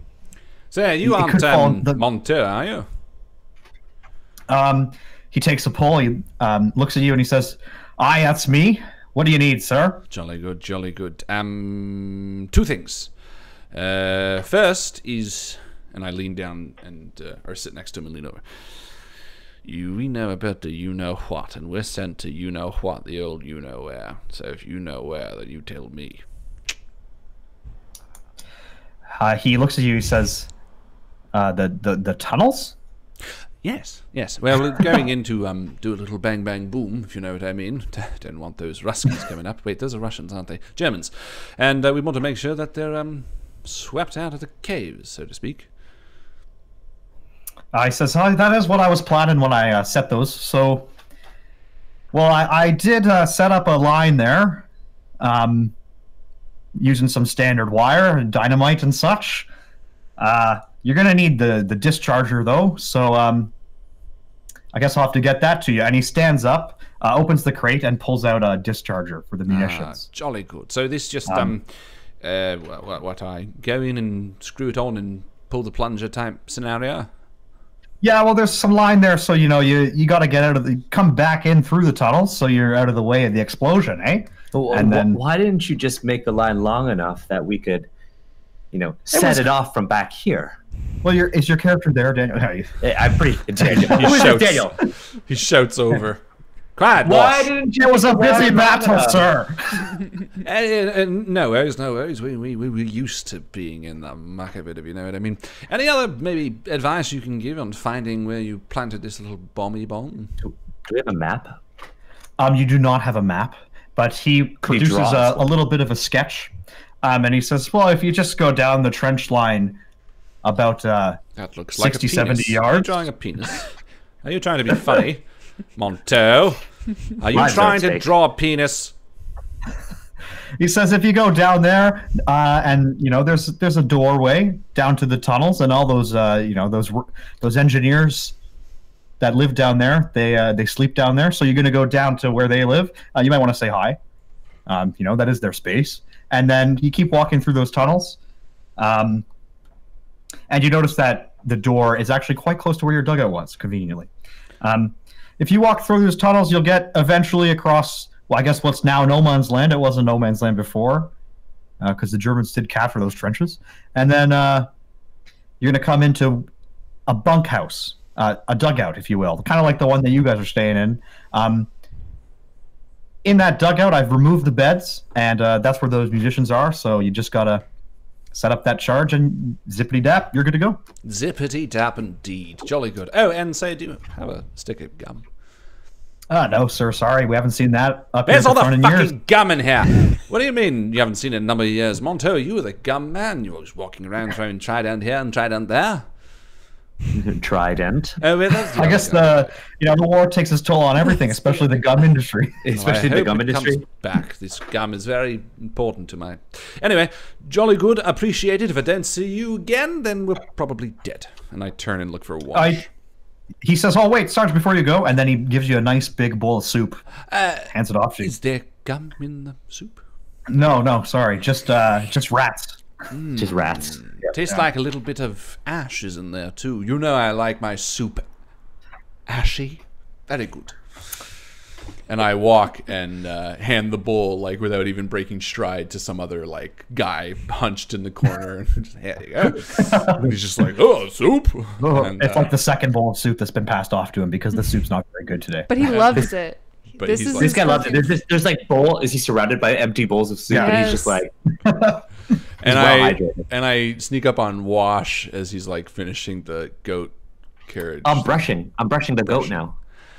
You care for that goat more than you care for your own teeth. Wash, you need a piece of gum. I've been trying to find you one.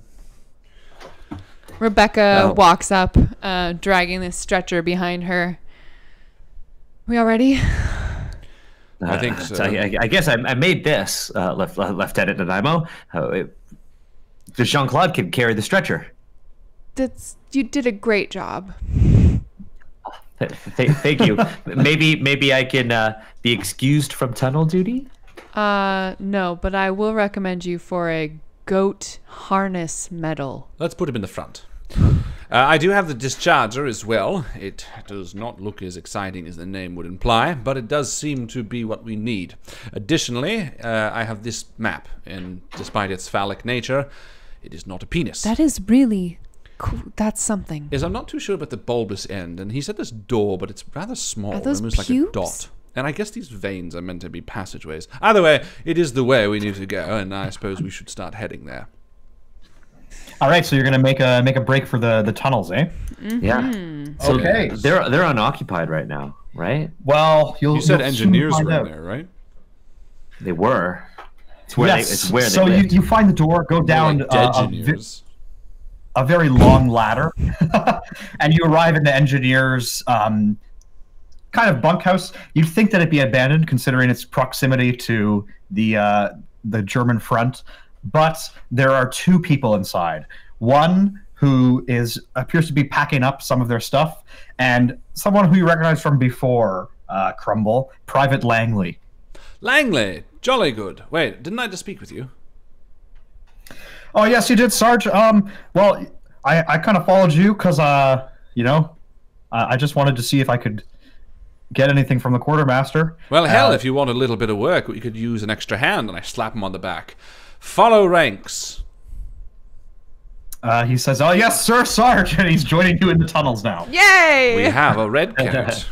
Ton of party. So I believe it is time to roll a strategize move because you are entering into unknown territory. Yes, it's time to roll strategize. Now, strategize is one of the special moves that we have. It's we're going to execute a plan. So what is our plan? Are we going to send our NPC in first? I think we that is send a the plan. goat That's in the first. whole reason that we got him. Just strap the goat with a bunch of explosives and slap his ass. I think we should send someone in to scout. Yep. Can we gas? Do we have gas? We No. don't have gas. Now, what is the threat level of this? It's just 1. Okay. Because the threat level represents how dangerous the battlefield is, and it's 1 because you don't really know much about these tunnels. But it's uncertain whether or not the Germans have also found these tunnels yet. So with threat, when we roll strategize, we are rolling against threat. So right now, we'll get a bonus for resources and intelligence, and I think we have both of those. We have both resources you have and the intelligence. plunger and you have a map. Yes, the plunger. When you thought plunger, I was like, "What? Well, we are now World War I plumbers." But that is the wrong kind of. I meant that plunger. This is the worst job I ever heard. I know, right? So that means we're going to get +2 when we're rolling strategize against a -1 because of So the it's threat. really a +1. Yeah. Now, additionally, I have Tactician, which is when I use my combat experience to help your section strategize. Roll with wit. On a hit, they receive +1. Does that work? You have to, I guess, come up with like a storytelling reason why you're helping us strategize right now. I remember the tunnels of Lancashire. You remember those, Rebecca? Of course I do. 17 of our men died by bayonet. That was Let's not do that. all but you and me. And Well, pretty much. No. It wasn't anything we did. I'm only being funny. It was one of the ones we learned in, the academy. Ultimately, when approaching through a tunnel, we want to make sure that we move slow and quietly, because ultimately the darkness is our advantage. I think we should use that as much as we can. Have 2 parties, one a scouting one to move up ahead in the darkness, and one following far behind with light. I don't know if that makes any sense, but I'm going to pretend it did. What's the weather like? It's snowing. Really tough dirt. Yeah, and the It's all dirt is frozen. very frozen. So should I roll on this? With How- wit. Yeah. How heavily is it snowing? Would we be able to notice like fresh footprints? How Oh like no. no? No, not down in the tunnels. I got 11. So you it doesn't say. want to use the Yeah, that's just on a hit. We're gonna get +1 towards our next strategy. yes, Oh, yeah. and you're gonna go with the 2 scouting party plan. Who would like to roll strategize? Do you add wit to it? We're not adding. You don't add anything unless you have your We're intelligence adding and resources. +2, right? Okay. +2. +2. I can roll for it. You want me to roll for it? Do it. You do it. But this is so strategize is a scene setting move. So It will determine you. I think 7, 8, 9. nice. Okay, so you encounter some unexpected complications. No! So you're moving through these tunnels, The and scouting party will be Wash and that new guy Langley. okay, okay. I think And the goat. Yeah. and the goat. And I think that if it's Wash who's going up in the scouting party, I'm going to take him under my wing. So if we spend morale on each other in this scene, we're going to get increased. I just wanted to lay that on the line. Yeah. I think I have a Lee Enfield. It's not going to be good for this scenario, so I'm just going to use my shovel. is bringing your gun or at I'm all? not even going to bring my rifle. There's no point. In I'm this going to entire use my. scenario, I'd yell at you to bring your gun. You bring your gun, Sergeant. I mean, Corporal. Like, why? He's a private. He's a private. Private. Whatever. Bring it. Why would you not bring a gun? That's We're in a tunnel. It'll be the Lee Enfield is cumbersome. Yeah, but when we get Alright, out of the you- tunnel, I'll have it slung over my back, and I'm gonna. Okay, so you're going through the tunnel with your shovel at the ready. no, yeah. I'd swap with you. I'd give you my gun. Your revolver. Yeah. Ooh. I mean, it makes more sense. It's got a bayonet on it. Hey, that's so true. Sergeant's revolver. Promotion. And No, he I runs would make away. a scene of it too. I'd be like, listen, Walsh, I think you should be up front. Ultimately, this is your chance to redeem yourself from shooting all those goddamn pigeons. And I take out my revolver and I attach my bayonet and I hand it. This is Betsy. You make sure she comes back in one piece, yeah? And hand me your Enfield. And I'm just gonna hand it over. It is very poorly maintained. Yes, well, much like your breath. But we'll get you gum yet when I slap you on the bum. I think we should have the goat back with us, unless Yeah, the he's a goat's gonna stay particularly behind. well trained goat. Yeah, behind Probably us. chewing on one of your great coats. Yes. Yeah, that I like that. 'Tis a great coat. Okay, so the goat, the sergeant, the lieutenant are behind. And I'm going forward And with you're- Langley. Private Langley. All right, so as you're moving forward, Wash, you're moving forward with Langley, and Langley says, "Hey, have you ever been down here before? It's really dark. Shut up, I Langley. don't know why they didn't give us any lights. I can't see anything." I'm gonna Do you have dark vision? They're humans. They don't get dark vision. Oh, not variant? Damn. Take it as a Variant humans don't get dark vision either. Can you take it as like get a dark feat? vision. Augment, just like stick a like inject yourself with something alchemical, Just and all cast of a light. sudden you So have drought. fucking sick. Unlike a pebble and put it in your mouth. Cast, and it just Every time you cough. light a match. All right, so you strike a match on the matchbox, and as you do this, you hear a rumbling within the tunnel as the artillery is bombarding no man's land. You drop the match. Did I do that? To the floor, and you hear a crash. Now, Imo and Private Crumble, or sorry, Sergeant Crumble, as you look forward with your lantern, you can kind of see that Monteau has sent you on kind of urgent paths going on. So you know how to get to the dugout because he's drawn it out for you. But you see, you can still see where the Private Langley and Wash were, but your passage is blocked by several big rocks. Oh, and I run up and I'm Through like, other paths. Langley! You fucking idiot! What did you do? Are you okay? I mean, Flash yeah, of okay. light. There's a Sarge. flash of light. Keep your voice down. And don't light anything. Listen, the whole point you're walking in darkness is so that you can see the enemy before they see you. There's not going to be two idiots walking in darkness. Only us. Is there another Can't see way? anything. Sergeant, is there another way? Yes, there is. Or- And I yeah, hold the up two other paths. one of the veins of the penis. I say, this one scoops a little bit north, and I think it'll get us to the end. Okay. Did you hear that, Private? Wash, can you hear us? Yes, I follow the penis veins. Yes, we're going to come back around and we'll meet you at the Meet you at the left head. side of the head. Yes. The mushroom tip. You be careful. And we head back. What's the goat's name again? Barnabas. God. Oh, What? Jean-Claude. God. I feel like if it's just a straight tunnel, though, and you're just walking in darkness, you just run your hand on it. Would you be that? Because it's only one. It's like a single tunnel, isn't it? Yeah. I feel like I would, honestly, if I was in this case, I'd want to walk in darkness because the Germans aren't going to be doing that. They would have a light. And the minute I see any light, I'd be like, okay, perfect, then I can hide. Otherwise, they're going to see me first. So we're just gonna walk in. So this is my inexperience, right? I don't know. I'm basing this on nothing other than I'm role-playing, putting myself there and being like, what would I do? I probably would stuff the light. Right. I maybe. I mean, this is a lesson. I think that I think Wash believes that lighting that match caused the cave in. Yeah. So hey, he's never lighting a match again, and I'm gonna actually like hold my.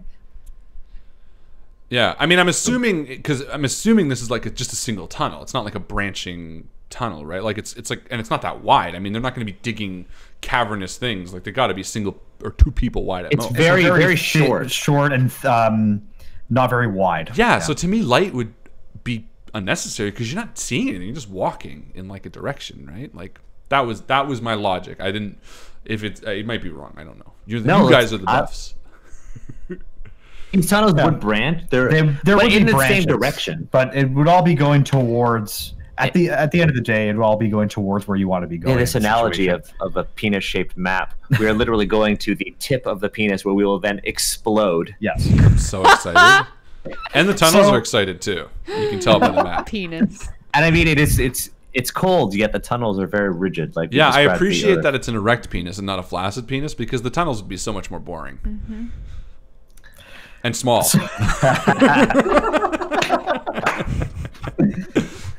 So, Lieutenant and Sergeant, you guys have And taken a left Jean-Claude. turn. I And left the stretcher. 10 and turn. You've taken a left turn, and you're trying to find your way And I- back onto the path that I'm like, you were on. Rebecca, listen. I need you to know that if it comes to it, and one person needs to stay behind and throw the switch, it can't be you. You understand me? And I like stop you for a second. And I like grab your arm and I'm like, I'm serious, yeah. We're just standing in the dark. That doesn't make any sense. It makes perfect sense. Out of everyone here, Wash, myself, the other section, you're the only one that needs to make it out of here. Sergeant, that... No, it's not for debate. I wouldn't let it happen. You are in charge of this company. And that's why you're going to follow my orders. And Yes, I push sir. my way past her.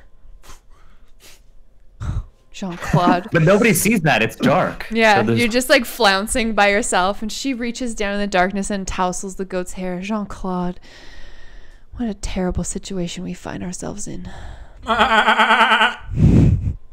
That'd probably echo through the Yes, entire so the tunnel. goat echoes throughout the entire tunnel. Although And- tunnels don't really echo, they're really, especially if they're dirt, they're like really quiet. It would Tunnels feel would really dampen everything. claustrophobic. Yeah, I've been in tunnels like this, and they're not You actually. have They're like, not. lady, you don't know. What I don't I've know been your through. tunneling You don't even experience. know. That's I mean, fair. assuming they're dirt, right? Like braced with wood, probably I think here they're and there. Braced with wood. Yeah. I think they would be more absorbing than echoey. I don't know. But the dirt is frozen. Yeah, but that's not. Let's argue about the. It's mostly the acoustics shape of the dirt. tunnel that would make an echo. Like round tunnels. What we need to perfectly do round. is actually dig a tunnel. Yeah, we need to Alright. do this right now. Pause Bring a game. goat. Beep boop beep boop. But, you know, after this exchange, you keep moving on, and you can actually see coming up on your path light. Not a lantern, almost as if it's a candle or something. I fire an entire round Wait, at it. I'm just no, kidding. don't. Just joking. There's a move for this. I want to. See what I see. It's Called something pull like the see. trigger. Scan the horizon. Yeah, scan the horizon. Peek out from cover to gather intel. Do it. Me? Yeah, mine's only 1. Okay. What's yours? Roll with I. My I is 2. Perfect. Okay. Aiden? Oh wait, I'm not there. We're not in the same spot. Yeah. No, no, you we're separate. Dang it. I wanted to hold my hands like binoculars to aid. Can you aid in this? Yeah, of course. Oh, I'll Well, aid you could. We have our morale. Remember, we have our 3 have morale. morale. I want points. to save that for when we're actually fighting. Yeah. There is the aid move, so you can do that. Yeah, I'll aid you with a little bum pat. When you aid or obstruct someone, roll with valor to aid or wit to interfere. Oh shit, wit's better. You, Wait, I but don't not want you getting to in the way. interfere with me. Yeah, no, never mind. I'll just do it. You can help me by keeping Jean-Claude back. Yeah, I'll hug the goat. You and me, Jean-Claude. Quiet now. Rebecca creeps forward and peers at shapes up ahead in dim candlelight. And I get an 8. Nice. On an 8, your view of the battlefield is incomplete. Natch. Oh. So, as you creep forward, trying to see what you can see, and you guys still have your lanterns, or you cut it? I think we were, for some reason, I felt like we had our lanterns and you guys didn't. Because they were the, Yeah, the Forward. premise was we're hanging behind, so it doesn't matter as much, and maybe we're stupid enough to not remember that we're now in the lead of our own tunnel. So You just like fire meets fire. yeah, And you can only really see shadows, not the full scene. But what you can see are men standing there. You make out what side they're on. oh, But Red they're uniforms. not really doing anything. They're just standing around. how many of them? And there's 2 of them. 2 men. it says this is a weird one. It says roll with valor when you try to spot a Canadian Army medical corps. That just means like trying to look out for them, not. Well, to you try see to them. call for help, or just perform basic first aid. Perfect. Yeah. Yeah, never mind then. Okay. Yeah, I think we'd hunker down and hide. yeah, because we're not sure. And then honestly, I think I'd send the goat. But I think it's them. I think that's Wash. Oh, you think it's them? Well, no, we would recognize them though, wouldn't we? No, because it's you too saw the far candle. away. But they're not in light. They shouldn't have a candle. Well, I see think this maybe light they as well. found a candle. No, I didn't know we had a match. I don't think they would use a Hey, candle. if you look at your playbooks, you actually have. I know. I think they would Rebecca follow their doesn't orders. know.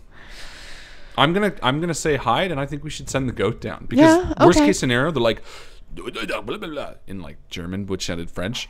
Best case scenario, it's English speaking, and then we know they're on our side. Okay, yeah, send the goat. Rebecca sort of stealths back. I can't make them out. It's 2 people. What do we do? We send the goat. With a swift bum pat. Yeah. Bum patting has happened a lot in this game. Everyone's gotten one. The goat starts to make its way down the tunnel, and you see as it sort of, you know. Can we like aim tunnel. as well while we're waiting? Like, can I get this Lee Enfield like sort of squared up? Yep. Yeah. I want to just be aiming, like getting ready to fire. And as the goat sort of, you know, traverses down the tunnel, you see the two men turn, look at this goat, and then you hear some sort of hushed whispering in a language that you recognize as German. I fire. Pull the trigger. Pull the trigger. Pull the pin? Oh, pull the trigger. Okay. I roll with Grenades. eyeball, which is 1. Let's do this. And I get a 7, 8. Ruh-roh. So my shot is on target, but I choose one of the following. I am harmed in the process. My shot draws unwanted attention from another member of the section, or you find yourself in a dangerous situation. I mean, the last two are sort of gimmies anyway, right? They really are. So let's just say find yourself in a dangerous situation, and I'll mark stress. All right, so your shot is on target, and you see one of the men collapse. However, the other one turns, sees your light, sees you standing there with your gun, and pulls out. I think we would have, the minute we heard them, we would have snuffed our light for sure, because I wouldn't have been but he can still, everything is the same. We are definitely in darkness, and he can hit us pretty well still. Really see you as well as you could have. If we can see them, then yeah. Candle, and he pulls out a trench knife and starts running towards you. And I'm like, Rebecca! Freaking out after this gunshot. He's running down the tunnel the other way. Okay. I also want to pull the trigger, if I can. Roll. Of course you can. Yeah, I also have a Lee Enfield out, so I quickly draw it and try to squeeze off a shot. Okay, quiet, Google. We have a Google too. 6, 8. Crazy. So similarly, Nice. my shot lands, and I think maybe because of the close quarters, and I'm trying to avoid the goat and my sergeant. I think maybe I take harm in the process. That my I don't know. Maybe I don't know how this gun works. Maybe he gets close enough where you fire and he dies, but he like lands on you with the knife. Yeah, he gets up close and personal, and he actually like plunges the knife into like my bicep, and then I take his head off with a gun. Oh, that'd be dope. Bye. Right. And the goat has disappeared down the tunnel. No! Thank God. This is all I care about now. It's called Bang, Goat. bang. The Yep. game. You hear muffled gunshots coming from your left.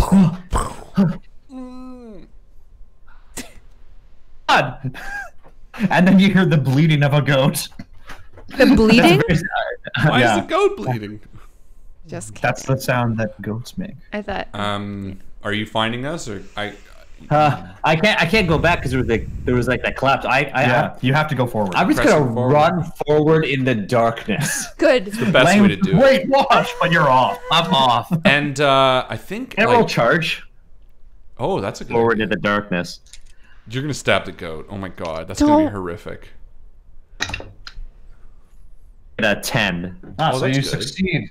So I'm just gonna run forward. I don't think I'm gonna buy anything. No, it's a regular run forward.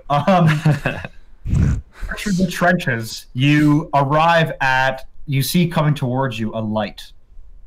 Towards a room. Okay.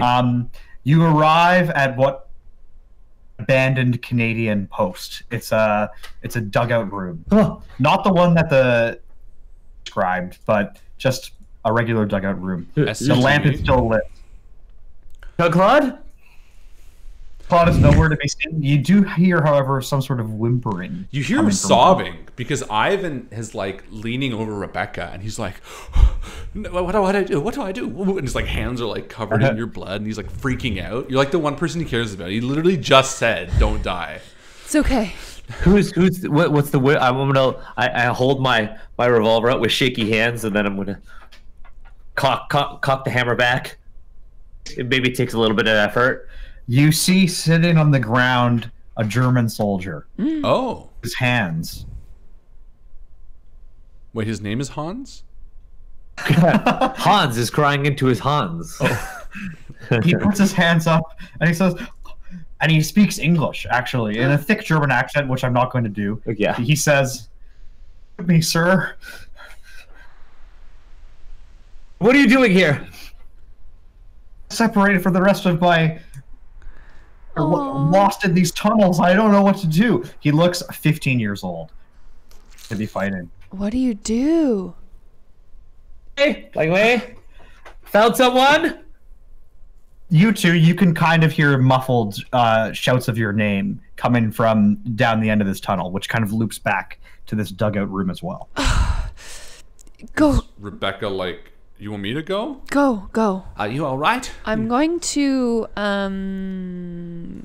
if I perform basic first aid, I can recover harm. Correct. So I'm going to try to do that on myself. I'll be fine. Can I aid you with that?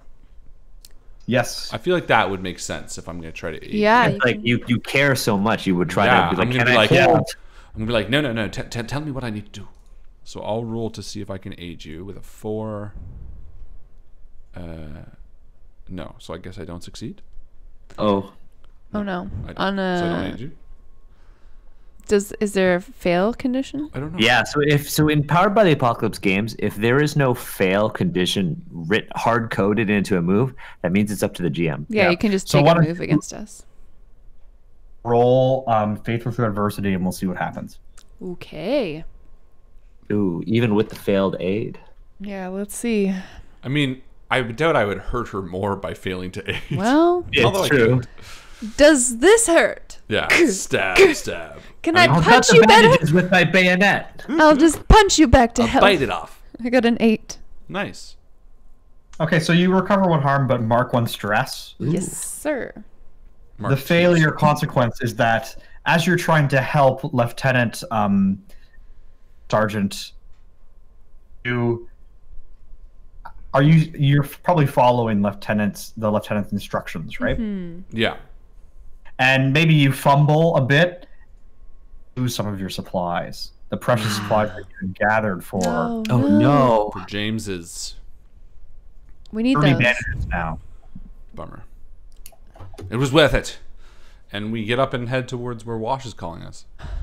All right, so Wash, while you're standing there investigating this German soldier, you hear coming closer to you the sounds of Jean-Claude, who runs through the room and then stops because there's nowhere left for him to go besides this door. You see the German soldier just start to break down in fear. That's right. And Jean-Claude and I have killed many of your people. then Sergeant scene. Yes. Everyone, calm down. Here, give me the pistol. I take it back and I hand you your Lee Enfield and I clean this thing. And I point at the German soldier. What are you doing here? What can you tell us? Oh, I've been separated from my men. They're somewhere else in these tunnels. Please, just don't kill me. Take me prisoner. I don't want to die. How many of your men are in the tunnels? About 8 or 9 of us, sir. Where? To see if they connect to your trenches. Where exactly are they? Can you tell us on this map? He doesn't know where they are. He's lost. Well, I don't know. This drawing of a dick. Yes. Fair And enough, he's you're- quite confused. This isn't to scale. And I lift him up and I tell Rebecca to handcuff him or something. I don't have handcuffs. Or tie him up. Okay. Tie him up with what we tied up the goat. I'll just hold my gun to his head. How does that sound? That works too. All right. He says, "Well, the last I saw my sergeant went that way to Is he where the lying? goat." Can I tell if he's lying? Oh, we just killed the sergeant. We probably just. Oh. Well, we killed 2 of your men. What can I ask a weird meta sort of question? Yep. In World War One, as a sergeant or whatever, there's when you so come much across learning. a POW, what was the protocol? What were you supposed to do? You were supposed to take the prisoner. prisoners. There's that really famous footage that they put in They Shall Not Grow Old. Yeah. Have you two seen that? What? Not Grow Old. It's a amazing Not yet. movie. No, it's the Peter Jackson restored footage one, right? We went to see it, and there's very actually good. colorized footage of Canadian. Was it Canadians or I think it's Canadian. It was British. Was it Brits capturing German officers. Yeah, neat. but the Canadians themselves were quite infamous for taking a lot of prisoners. Yeah. So yeah, I will stay. I mean, this isn't a movie. I'm not going to blow the guy's head off. So we'll keep him as a prisoner. I also doubt he's going to be like, You never know. He's German. "Ah, we don't know Germans. Ooh. Ooh. Her whole heritage is German. We just went to Germany. Yeah, so we'll tie him up and head towards that door. Are we gonna bring him with us? Yeah, probably, right? Yeah. You keep your mouth shut. You understand English? Gag him. Are you guys gonna come back for me? I don't want to be in this war anymore. Oh, I'd rather let's be not sent get to Canada. Let's not get too sappy now. We all don't want to be in the war. Relax. Anything? You're a big boy. I tie his mouth shut. I don't think there's anything you could help us with. No. I mean, he told us there were 8 in here. He doesn't know the layout. Is there anything else that's German? I mean, he's a 15-year-old kid. He doesn't know, like, plans of the enemy, I'm sure. You never know. He What's could his be ins- Hitler in disguise. What's his... But this is wrong war. wait, What's how, his rank? Well, yeah, how old one, is Hitler Hitler. in the He's First young World War? Hitler. He's the page. Well, one, yes. How old is he? 15. Hitler. I don't. Not No. Hitler. Not Hitler. This kid is not Hitler. Hitler was Okay, a page in World War One, wasn't he? Something like A that. runner. Or Yeah, nothing. like a letter runner, yeah. Nice. Yeah. Learning. I don't He know. says Should we his kill name him is just in Private. case he's Hitler? That's some meta knowledge You never right know. there. I like to paint. There's gonna be a Do you guy have a named fondness for Hitler. dogs? I love painting dogs. I'm thinking he doesn't have any information. He's 15. Oh, I want to know his rank. Can we tell by his... He says he's Private Holmstad. Private, your gun. She takes it from him. Floor Nice. next to it. I'll search She takes his that. pocket as well. Searches Pockies. Does he have any chocolate? Any chockies? He doesn't have anything really. I'm of full of note chocolate. besides which were actually canned turnip for the Germans. Yep. Oh. Learning is fun. Harlan has like a old ration fetish Mm-hmm. where he watches like unboxing videos. There's that guy, and he Yeah. eats like old MRE MREs. Steve, 1988. MRE Steve. I watch all of his videos. I've watched many of them. And he always opens, he's like, nice hiss. And no, let's get this in onto a tray. Nice. Anyone who's seen those videos will totally get that joke because it's So exactly what he said. You find some turnips. Let's get this in onto a tray. Nice. Nice. All right. It's actually pretty well preserved. We push him up against the door and we open the door. Yeah. And I hold his body like to be there. No, I'm getting too unlike No. my character. No. I get Rebecca to do it. I'm just thinking if there's a German on the other side of the door and they start firing, then we gotta. Hanging on to Jean-Claude, by the way. Okay. You don't want him to get away again. I have separation anxiety. Private Langley, nowhere to be seen. Oh, you open right. the door, There's another dude. start walking up the duck-boarded steps, quietly, I assume, to not give away your position if What- anyone's there. What proximity are we right now to the cache? I think we're Are getting up very to it. close. Okay. Actually, you know what I would do? I think I might strip the kid. Throw on his clothes. I mean, the Germans were in this area, right? You gotta Strip you, that kid. I feel like you Context should take his uniform. Roll blend in. That would be a blend-in roll. I That's mean, awesome. if we're going up here and there's 8 Germans, okay? Realistically, 8 is a big fucking number. There are 8 Germans in the tunnels behind you. We have one captive and you killed 2. So Yeah. there's 5 Germans left. That's still a big number. 5 is bigger than 1 and 2 and 3. Roll blend in. I would This say is that's a big blend-in. this is a big blend in. Is it wit? Oh, it's wit. But I'm Do you good at want wit. assistance? Let's do it. Sure. You know what? I would stop and be like, Rebecca, I have a crazy, zany, silly little idea. All we need to do is go up there and get this discharger in the bombs. What if I take this boy's uniform? And I'm not sure that I'm following you. Well, I speak flawless German. If I need to, I can blend in, go up there, set the discharger, and get out, just in case we run into any Germans. It's unlikely we're going to meet any friendly troops. She points her gun at the youth. Strip. Well, hello. Da da da da da da da. All right, I'll roll blend in now, and you're gonna roll aid. Do you want me to aid you? I'll try. Why not? We'll see how this goes. So my aid roll is ho ho mama. That's a 12. Love it. Nice. So you gain 1 morale to your pool as well. Yeah, so we have 4 in our pool right now. Maybe we should use some. We're getting near the end of the game anyway. So Soon. We're gonna let's use use them morale all. on this as well. Skittles, Skittles, Skittles. Okay, so I roll with wit. So that's 4, Just 5, remembered 6, that we're 7, undressing 8, a 9. 15. So I rolled a natural 9. She gives me +1. That's right, baby. So that's Yeah, 10. 10. So on a 10 plus, you avoid detection. The enemy is unaware of your presence. So you just walk up these the stairs into what seems to be a more established bit of these trenches. You know, you're out of these tunnels, and you're now in the former trenches that you were once living in before the enemy attack. And there's So you kind of know your way Germans around better, having a and you notice that Germans around. It's just you going up, I assume, because Yes. you're the one in uniform. Oh, you could pretend to take one of us hostage. I was thinking about, oh my god, I was thinking about that, but in the whole group sense. But I love that idea because you're wounded too. Yeah. Should we be badasses? Yeah. Badasses. Yeah. Take me I'm hostage. gonna bring you up. I'm gonna shove like a gun in the back of your pants. Yeah. You know, like kind of hidden or whatever, or maybe John McClane on your back or whatever. Yeah. And this leaves Wash to stand watch over the captive with the goat, which is a scenario I also really like. You're with the captive Wash, and you guys are walking up, pretending that Lieutenant Nanaimo is a prisoner, a wounded prisoner. And as you enter the Canadian Not pretending that trenches, Nanaimo is actually wounded. Yeah. Yes. actually wounded pretend prisoner.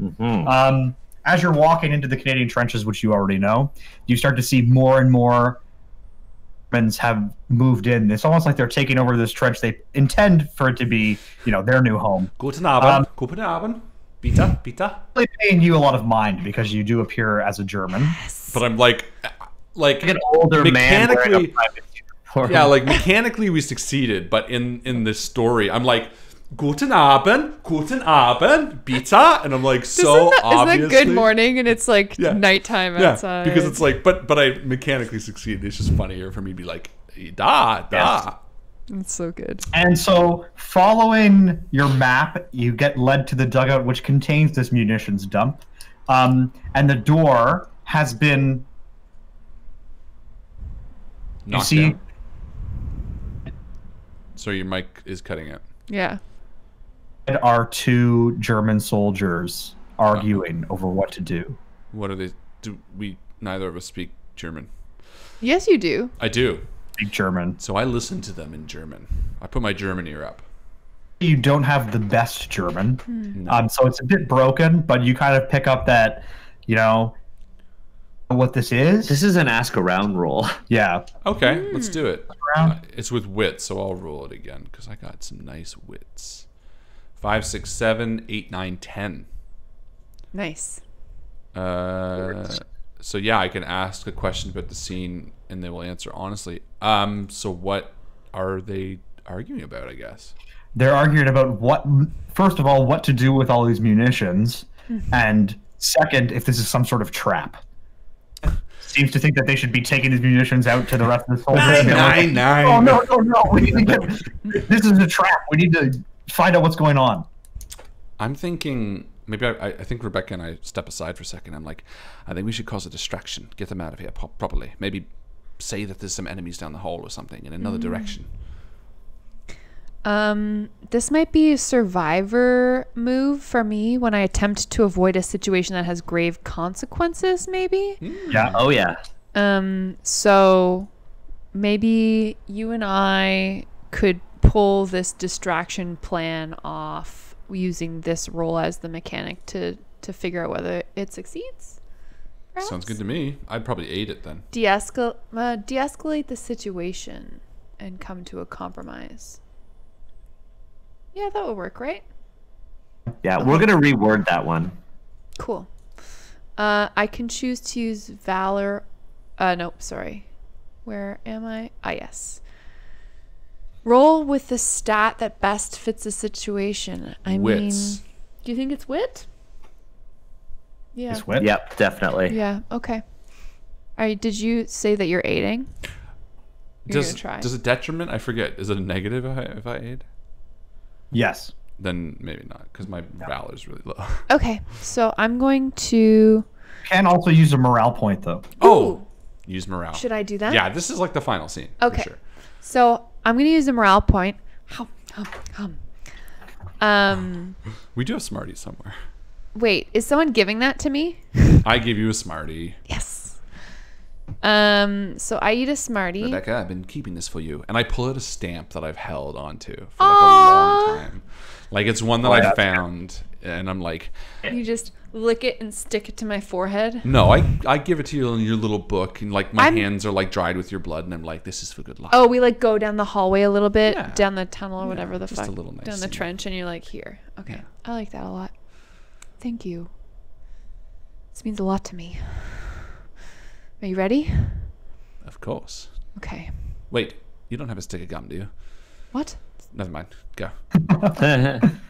So I'm rolling +2, 1 because of my wit and 1 because of the Skittle.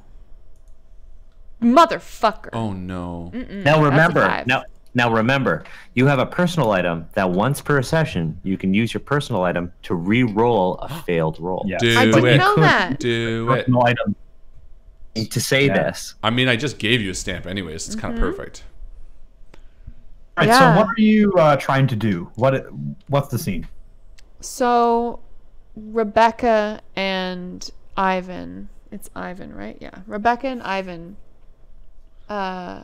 walk up to these German soldiers, and Ivan makes with the, hey, you're needed over here, someone, you're sort of like bluffing them, right? Yeah. That they're needed. I'd be somewhere like, else. alarm, alarm. I'd be pointing in a direction or something. I don't fucking know. I'd do some sort of distraction. You're just trying to get them away from the I door. feel like you're just shouting all the words that you Yeah. know. Yeah. Mein Leben. For long enough to get Ach, them lieber Augustin. like down the hall and let us slip in through Yeah. the door. So I'm gonna re-roll. Do I get to re-roll with the morale? Probably not. That was like a one-timer, right? I believe For what? for the reroll, I think you. It's only once Yeah. per session. Yeah. No, the morale. Did roll you don't have to add roll. it again? You just Oh avoid no, you don't actually have to re-roll it. You just avoid it's the treated like a consequences. success, pretty much. Oh, so it's auto succeeds. Yeah.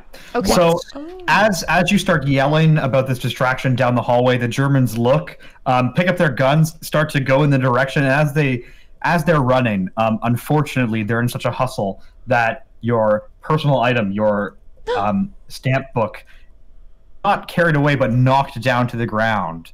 We don't have ruined. time You've to been retrieve it. It's all right, darling. Let's go. And I grab your hand and we run into the room. Papa. She runs away. And I like hold the discharge and I'm like, okay, how the fuck does this thing work? What? You see, tied to the munitions is a line Oh, of roll. I got this. And I To the put the line the in my plunger. mouth. No, No? certainly not. No? I very much doubt it. Do I pinch it or something? No. Oh, I'll put it on the discharger. And I like Yes. screw it in. Yes. Put the little wing nut all the way in. Mm-hmm. Now listen, we're not going to have long. What if we're seen? Then we run like hell. Back. Yes. How? That. Oh. Yes. You are alone with this German boy. Just pointing a gun at him. Yep. Wash and the 2 kids. That sounds like a sitcom right there. Out of the corner, Kids. out of the corner of your eye, with a candle, walking forward, and has Private Langley. Oh no. Gunpoint. He barks something to the kid in German. Which kid? Ah! German kid. The German kid. And Look. I'll have to do this. He says he's proposing a trade. He'll take me, and you get your kid. I am. I did negotiate many trade deals back on the farm. Mainly for beans and, cows. For beans and livestock, I did tractor. He says yes. And as the kid gets up, Private Langley to you, and then he still has his gun pointed at you, as assuming you have your gun pointed at him. Yeah. And he says, "Where are his clothes?" What's he saying? And the kid translates. It was too warm in the tunnels.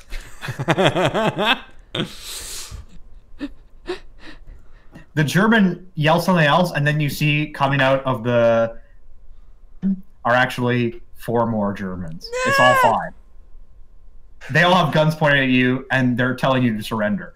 Now, Lieutenant, are you guys making your way back to this scene? Yeah, I mean, Do we discharge it and then run like hell? I think we have to roll out the line to a sufficient distance. Oh, okay, we'll do that. Yeah. I love the visual of you with a prisoner, just with a line behind you. Yeah. Yeah. So you're. Well, I think they'd be all gone by now, probably. We're distracted. Yeah, true. Works for you enough to roll out the line, and then you stairs.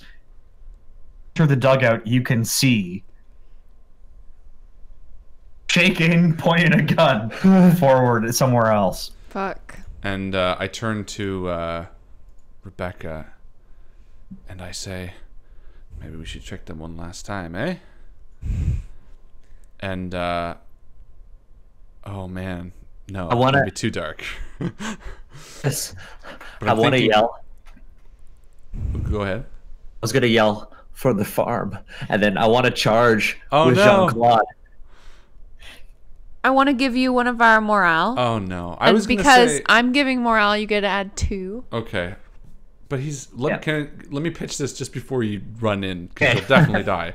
I was thinking, what if we tell them, strip our stuff and tell them that there's a bomb or whatever? Well, maybe they'll run and try to stop it, or maybe keep in character and be like, "She said a bomb," and then they're gonna be like, "Oh, nah, fuck it, just charge it and die." Do it! Kill them for the farm! For the farm! So you're charging with a +2 from the morale. I'm gonna charge with a +2 from the morale, and narratively, Jean-Claude is charging alongside me. All right. Maybe I might even hop on top of the goat. Oh my god! I think beware the Canadians. Beware the Canadians! Blitzkrieg! 9. Oh wait, nope, that's just a 9. That's not bad. Do you want to yell Blitzkrieg and give me a Smartie? Yes, Blitzkrieg bop. That's a 10. Woohoo! Woo-woo. I wanna run them through. Like a shish kebab. The barrel of my rifle into the belly of the unsuspecting German, who's very surprised because I've portrayed myself as a coward, and I want to pull the trigger, and I want the bullet to go through all of them. Succeed, so I'll let you get away with it. Sweet. I think we'll use this as an opportunity to run. I don't think we're gonna wait. I think we gotta blow it here, right? We're probably far enough away. Let's blow it.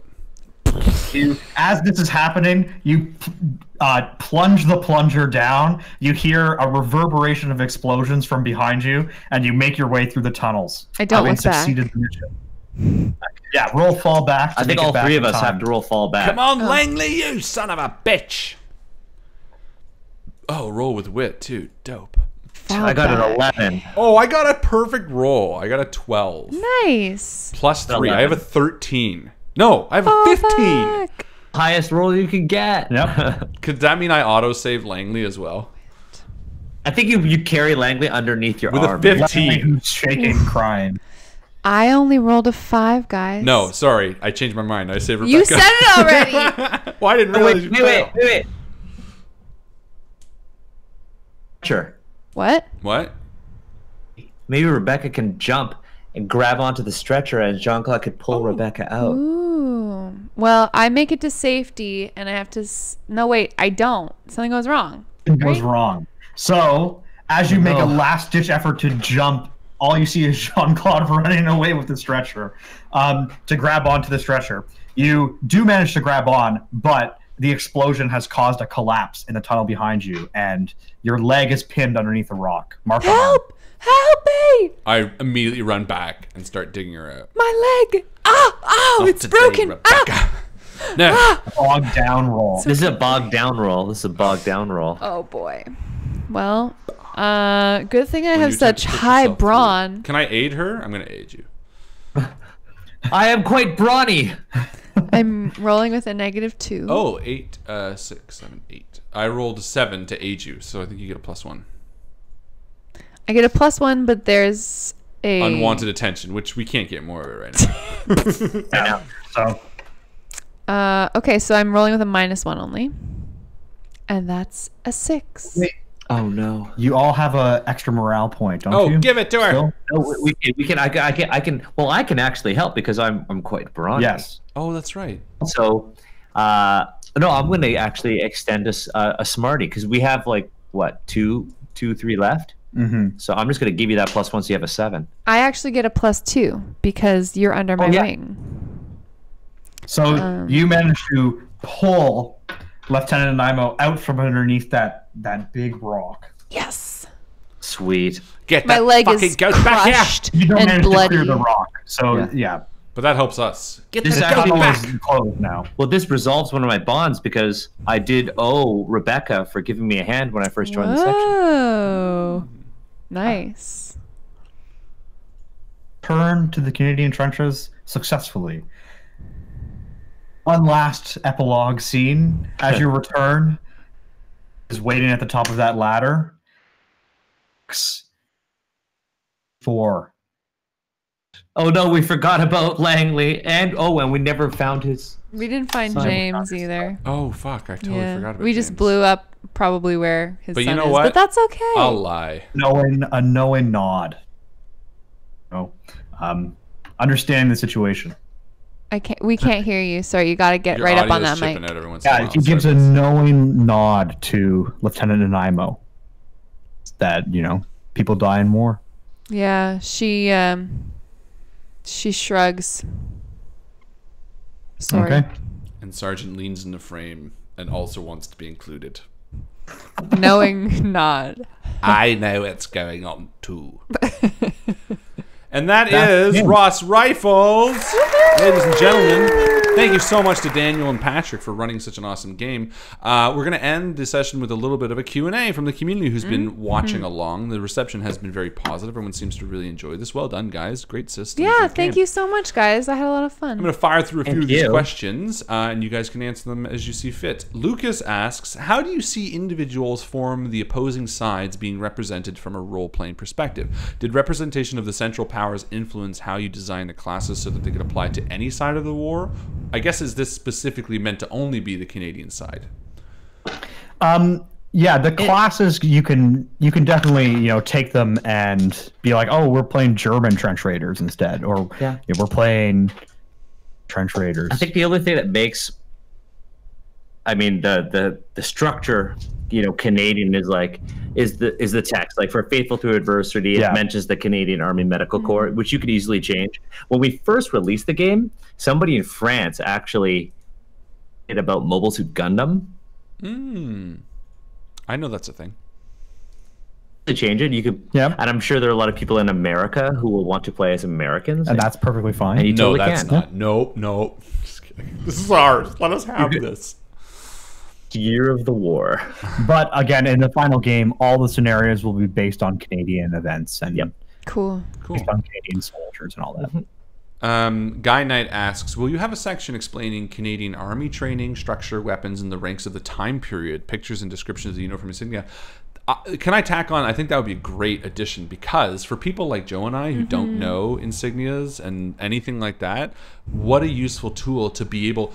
I would love a page with pictures of the real patches and like what they do. I would just totally geek out over that. Just a personal vendetta. And it looks like from this PDF that we're looking at, this quick start, there are some photographs that give some context but little information. Yeah, Yep, Yeah. so we'll have that all fleshed out in the final product. We actually have we're actually adding a whole bunch of stuff. Let me just pull it up right now. For the Kickstarter incentives. For a Kickstarter. So if you're interested in like the weapons and all that, there is like an entire section of a chapter devoted to the history of the Ross rifle and the history of the Lee Enfield. Mm-hmm. Cool. So we got you there. There are things that we should include. My big one, the coolest thing that we learned about was the overseas bands. Yeah. What does that mean? And uniform for each year of service that you gave. Yeah, so you, on your chevrons on your forearm, different colors to indicate if you were there from day one, if you were like a day one adopter of the war, and then every year you were there. We were looking at uniform. And in the final product, we'll definitely have a lot of photos and a lot of visually as well. We're going to lean heavily on that kind of stuff. Our second stretch goal is going to be an additional chapter on the German trenches and their weapons as well. Cool. Neat. So we've got a chapter on, we're going to do 20 NPCs, and that counts like mascots as well. We're actually going to add a section on trench slang and curse words. Yes, nice. I would love to read that. And mascots and morale. Cool. That sounds great. Those are all stretch goals. Yeah. Excellent. Lucas asks, is there a possibility to have a war diary incorporated into the game? I'm not sure what he means by that. So if you want to clarify, Lucas, let us know. Guy Knight says, unless you know what that means. What's that rule at Apocalypse World? The letters from home. That was what we kind of floated around. I forget what it's called in Apocalypse World, though. Yeah, there's a thing that a GM can do between sessions to kind of remind players of what happened, and you can actually write letters. Yeah. It's framed as like a special move that the player rolls at the beginning of the session. Yeah, based on what's happened between sessions. Oh, that's a cool idea. That's do within the role play. I don't think it needs to be mechanical. Yeah, when I was at Gen Con, I had a player wrote out a death letter, to my mother, and then read the letter to the group at the table. Well, that's cool. Really cool, but also Heavy. super sad. This is sort of just it's sort of against the nature of the game in a way, but more of a preference. Guy Knight asks, will you have special and unique miniatures that come with the game? Real plastic army men and women. Do something. Daniel's going to show us something. Run, Daniel, run! I believe this is tanks. No, not that. He's just going to show it. He's just going to come back with a picture of the maps of the tunnels. It's going to be a dick. He just drew a picture of it. Hey guys, check it out. Got the special tunnel dick. Got this This thing, yes. So Tamiya is a Japanese miniatures company. They make really cool. That's cool. I believe it's a 35 millimeter scale. Harlan character. Awesome.